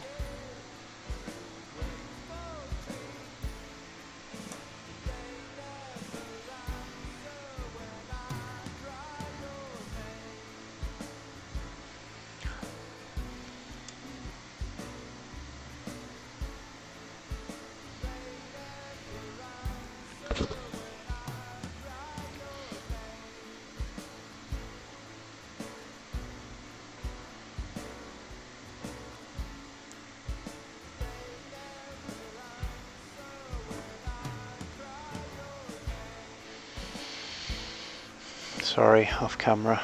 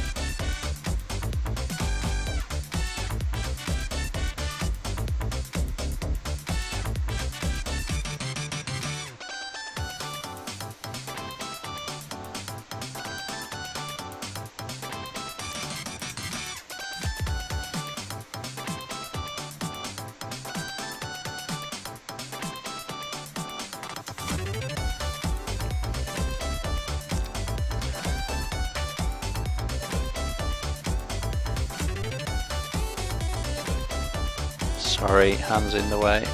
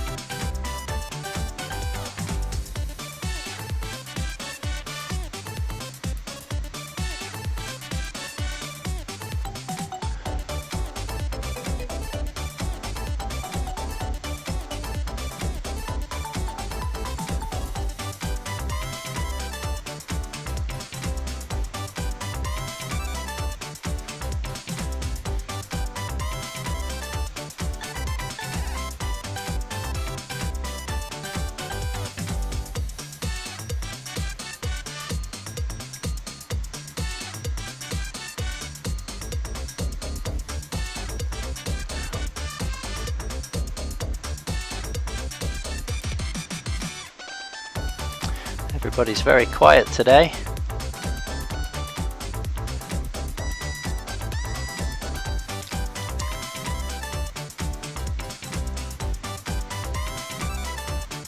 Guess everybody's either at work or, depending where you live in the world, maybe going to bed.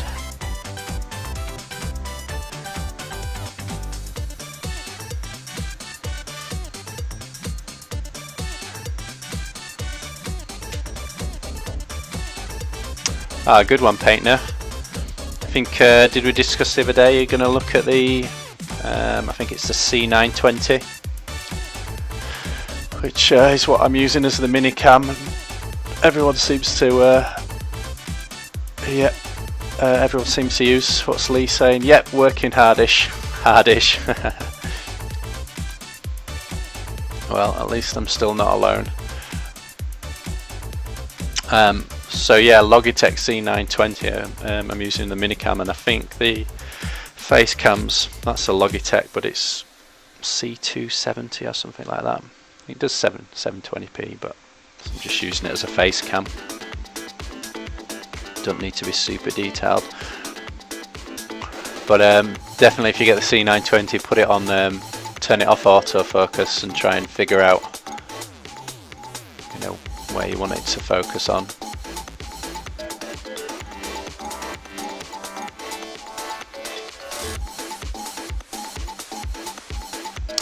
Okay, just going to mix up a really light wash of a blue, just to introduce a little bit of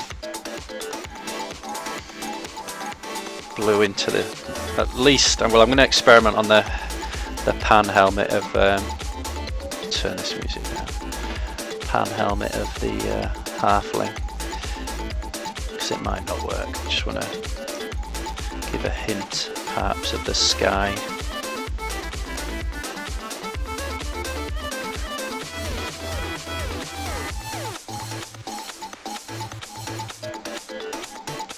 Yeah, that's the one, Painter.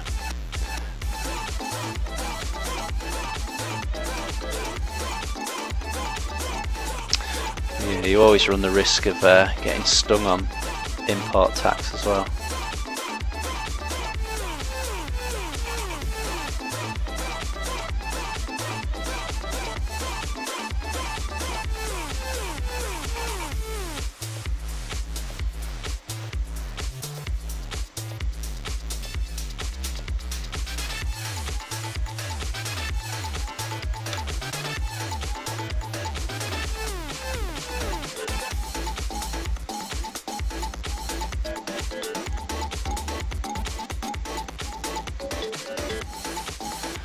So I'm just adding a very watered down blue. I was just going to use it on the top of his helmet, but it seems to be just doing a little something in other parts of the other models, so why not? You don't learn anything new unless you experiment. And watching Hysteria Yard on Twitch has certainly taught me that.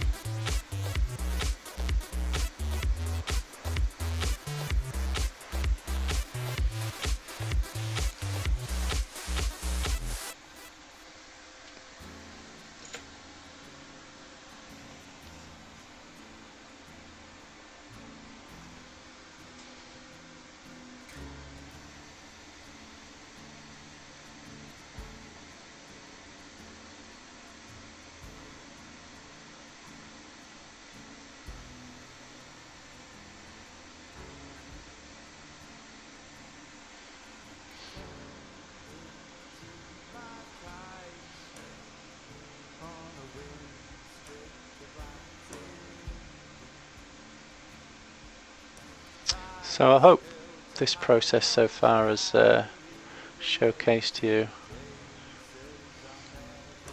how to approach these metallics in, I suppose, a non-metallic way. I'm not the world's best at it, but I don't think it looks too bad.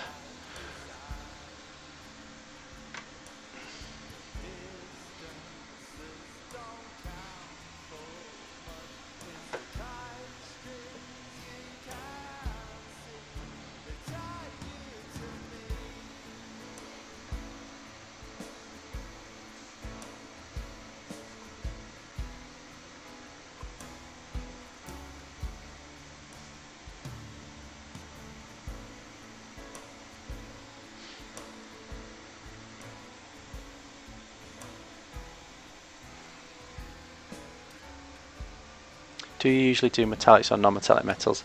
I used to just do non-metallic metals. I think you missed it earlier, Painter. I was discussing about how metallic, non-metallic metals seems to have become much more fashionable, and I must admit I think I enjoy it painting metallic non-metallic metal more than I do non-metallic metal, maybe because I feel I'm not quite as good at non-metallic metal than I am metallic non-metallic metal.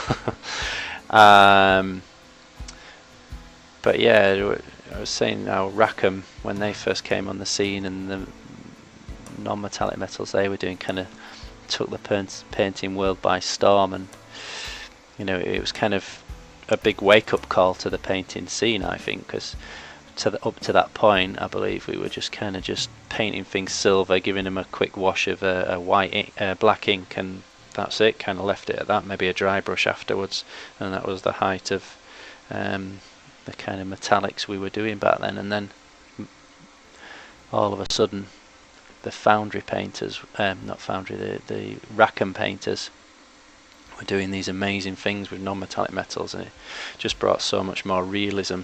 And the contrast that we're always desperately trying to achieve in miniature painting, and yeah, it took the painting world by storm, really. And then it seems obvious looking back now, but I think it took a while before people started applying those principles to actually metallic paint, and that's when kind of metallic non-metallic metal was born. That you can still get those extreme contrasts.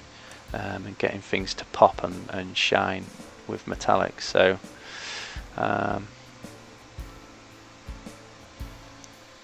think it just depends. So sometimes, I mean, it does look awesome, does non-metallic metal, but I think sometimes it can look a bit cartoony. It's visually really, really nice to look at, but I think metallic non-metallic metal has a little bit more realism to it.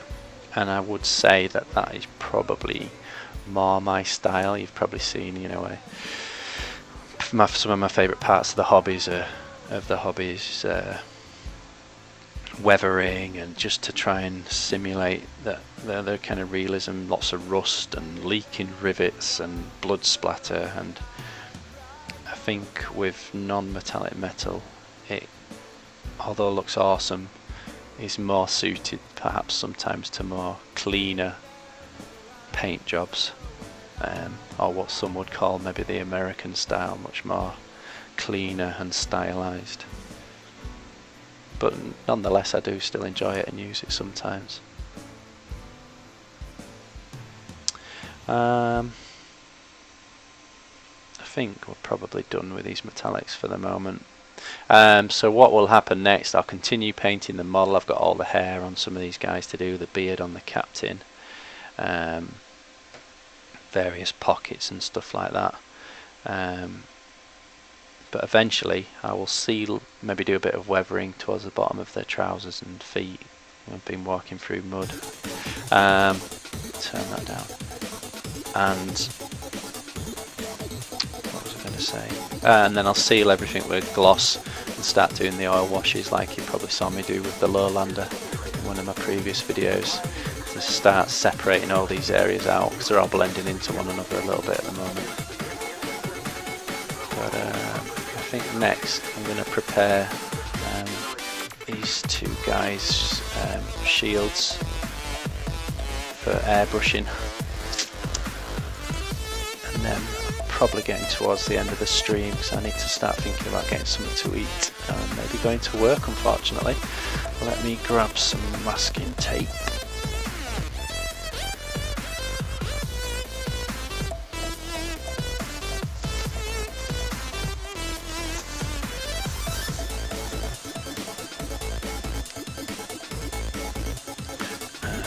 Where's my scalpel gun?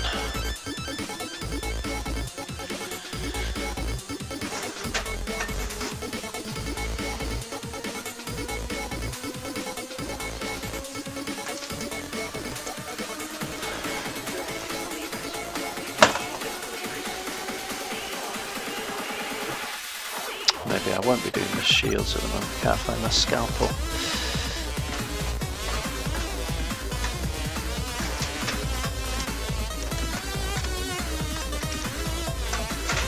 So what I was going to do, I was going to cut tiny little squares of, oh there it is, I'm going to cut some tiny little squares of masking tape. I've got various sized masking tape, got it from this guy, jammydog.com. I mean that's crazy small, is that one. In fact, if you haven't seen this before, the model that I'm giving away this month, the stripes that I did on his arms, on his and on his shirt, these horizontal stripes and vertical stripes. I did that by using it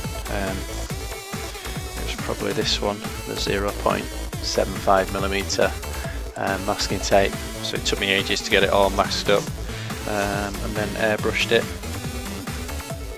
So, in fact, I think I painted it yellow, and then masking taped up the stripes, and then painted the kind of burgundy red over the top of that to get the stripes, just as an experiment really. I think that worked out quite well.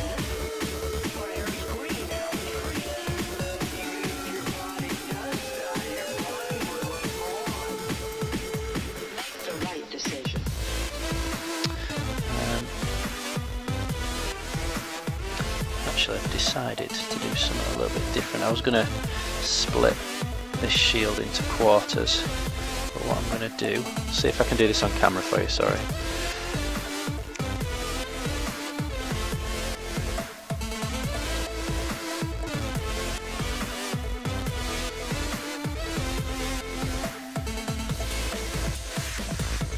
What am I doing? I need to paint it first, don't I? Sorry, half asleep. I need to paint it first.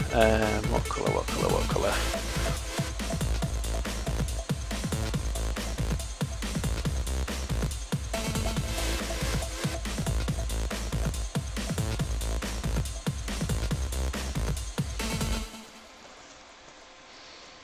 So we're kind of orangey green so far. Orange and green.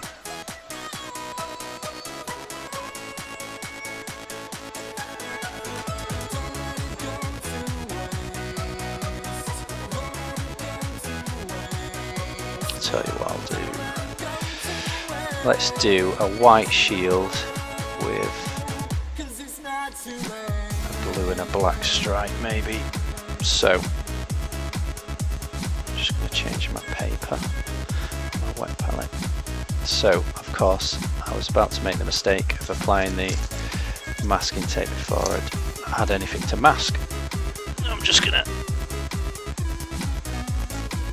paint the model first. It would be the sensible thing.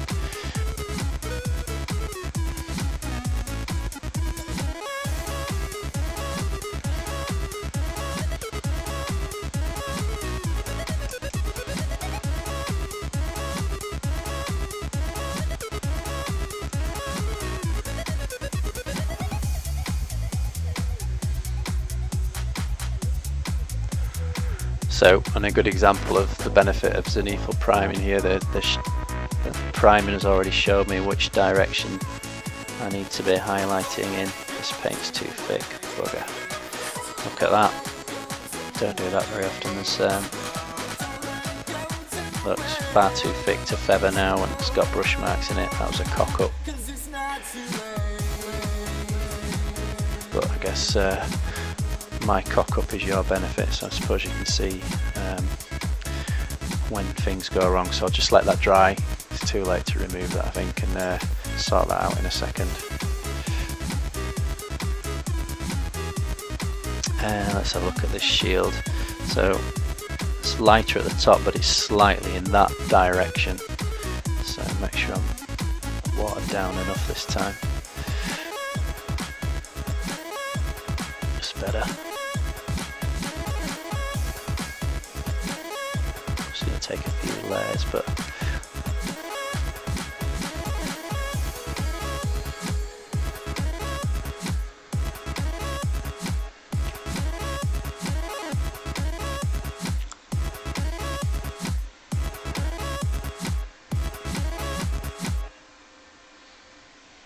work better than the last, than the captain.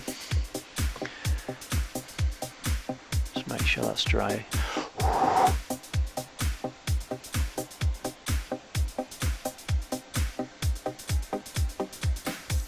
So to try and rescue this, I'm going to start a bit lower than I was going to do.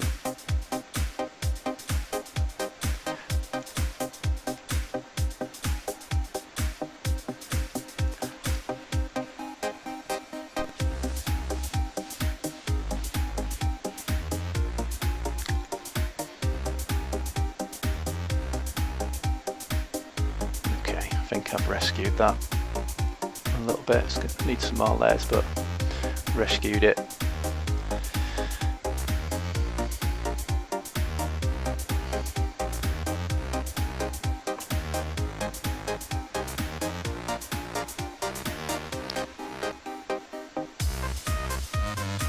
So that was a good example of having your paint too thick. I just couldn't push and pull the pigment around in the way I wanted to, and it resulted in brush marks and an inability to help it blend. So when you hear people say water down your paints, have them nice and thin for blending, that's one of the reasons why. That's one of the symptoms you'll get if you don't. So we need lots more layers over the top of that to smooth it out, but a bit happier now. That.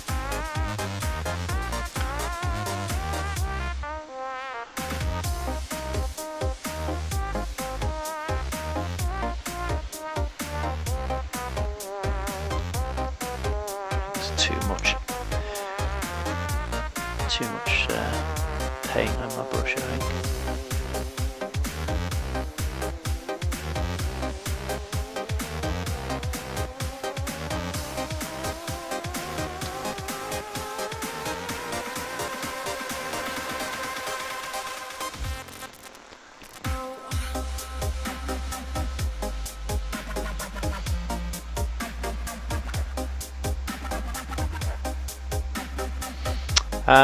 Maybe painter. I'm not that great. I'll admit I'm not that great at freehand.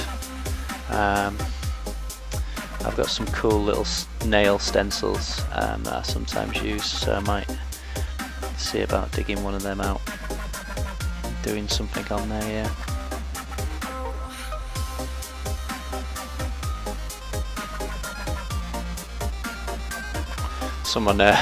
Someone suggested doing.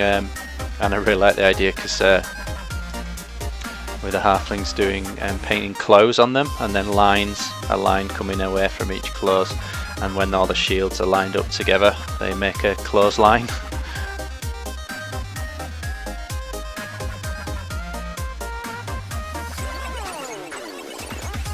I think it was on my previous Twitch stream. I'm telling a story about my gran who passed away recently, and she was how a managers that she used to work at a nursing home in the laundry, and the managers and the owner of the nursing home were petrified of her. And I asked the sculptor of Arcworld, Alex, to sculpt me a halfling, called Winnie, which was the name of my gran, as the washerwoman that follows the halflings around, and that, you know, she can handle herself as well. So if any of the orcs or trolls make the mistake of coming near her, she'll give them what for.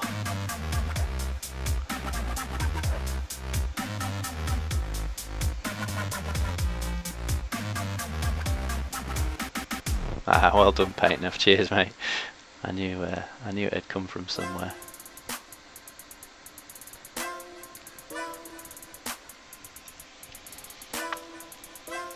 Yeah, I could paint a pair of dirty white fronts on it.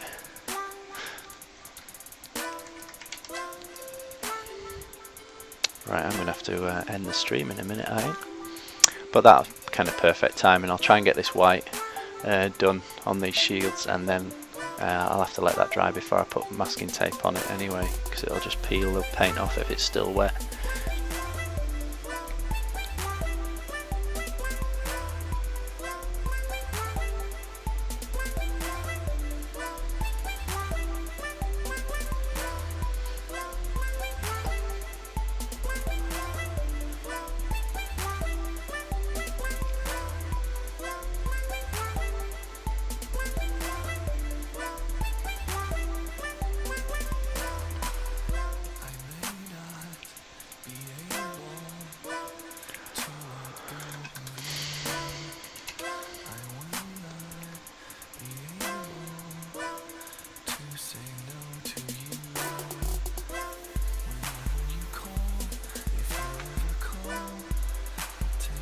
This is one of my favourite colours in the Foundry range. Again, stickers coming up. It's called Granite, 31B, and rather than just using a plain old boring grey, this is it's got a bit of brown mixed into it as well, I think.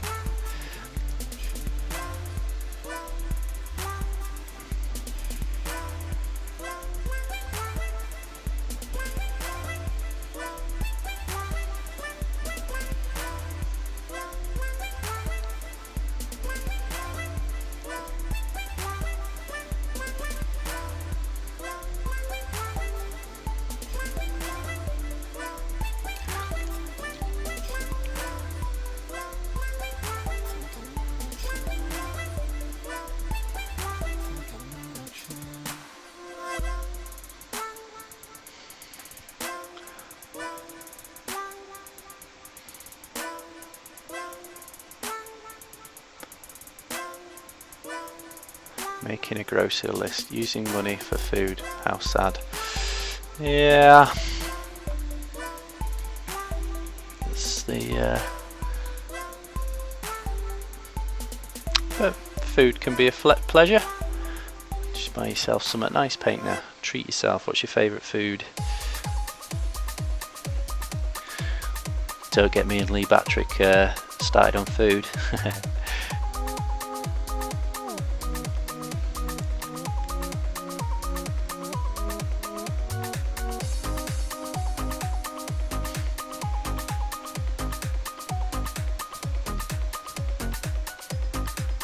So I think it's a much more interesting colour, this grey, this granite, than choosing a traditional grey.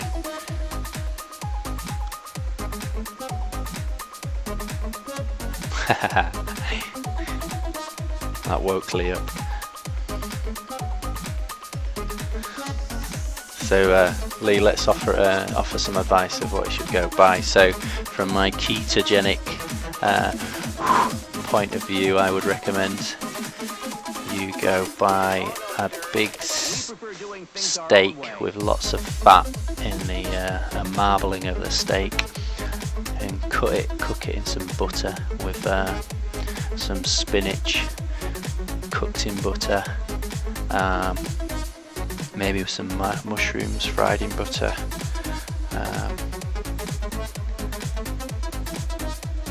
and a big glass of full fat milk. I can't remember if you were in the chat room earlier, Peyton, we were just discussing I've been experimenting with a ketogenic diet, which is high fat, low carb,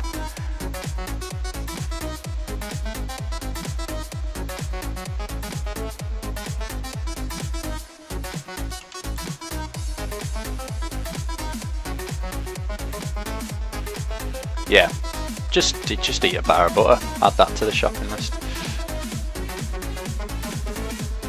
Right, I need to go in about 2 minutes.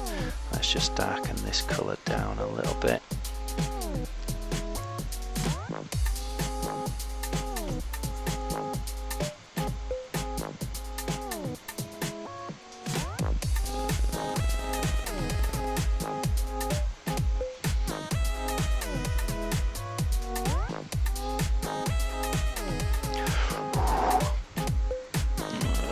Wet is that? Really tempted to paint it, but it's still wet.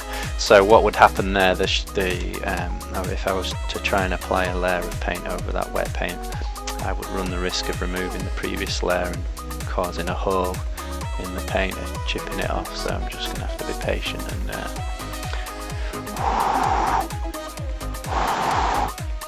let it dry.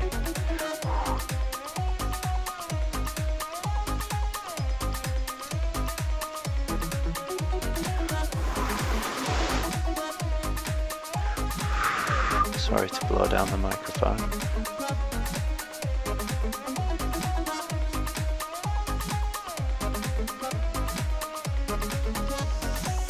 Alright, take it easy, Lee. Thanks for hanging out. I always appreciate hanging out and having a chat, keeping me company.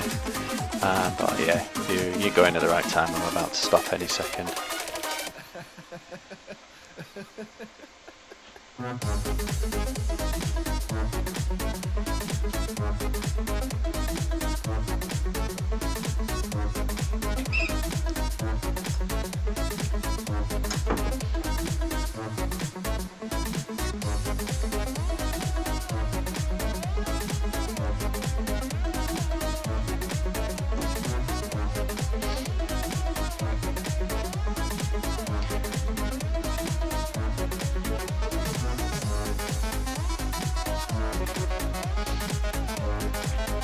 Okay, I think that'll do.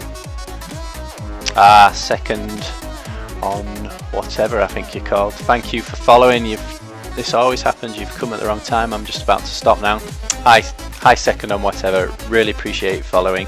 I hope you've been lurking in the background and maybe you've been able to see some of what I've been painting today. But I'm about to stop literally now, so I'm so sorry. I'll give you a quick rundown of what I'm doing. So I've just been working on the metallic, non-metallic metals. So maybe watch this in the archive. I've been doing a lot on metallic, non-metallic metals today of these halflings. And then just finally I'm just painting the shields up. I'm going to put some masking tape on these and do some nice patterns on them another time with the airbrush. But yeah, just been working my way doing these, so I'm really sorry you've come at the wrong time.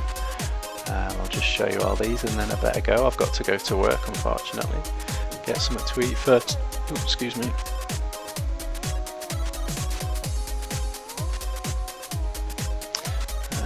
Finally, this guy. And before I go, I'll just show you this. As soon as you're a new follower, this month I'm giving away this model, just to say thank you to everyone who's been supporting me on Twitch and following me and helping me out get started. I've only been going a week or so, maybe 2 weeks, and already got a big following and lots of really nice people. So yeah, at the end of the month, in fact in a few days, I'm going to be doing a random draw of the people that follow me, and someone will get this in the post. It's a limited edition boiler I painted up for the game Guild Ball, so I'll be giving that away soon. So thanks for the follow. Unless there's any last minute questions, I'm going to get going. So sorry again, second on whatever, but thanks for following and hopefully catch you again. No more questions. Okay, I'm going to get going. Thanks for hanging out everyone and keeping me company.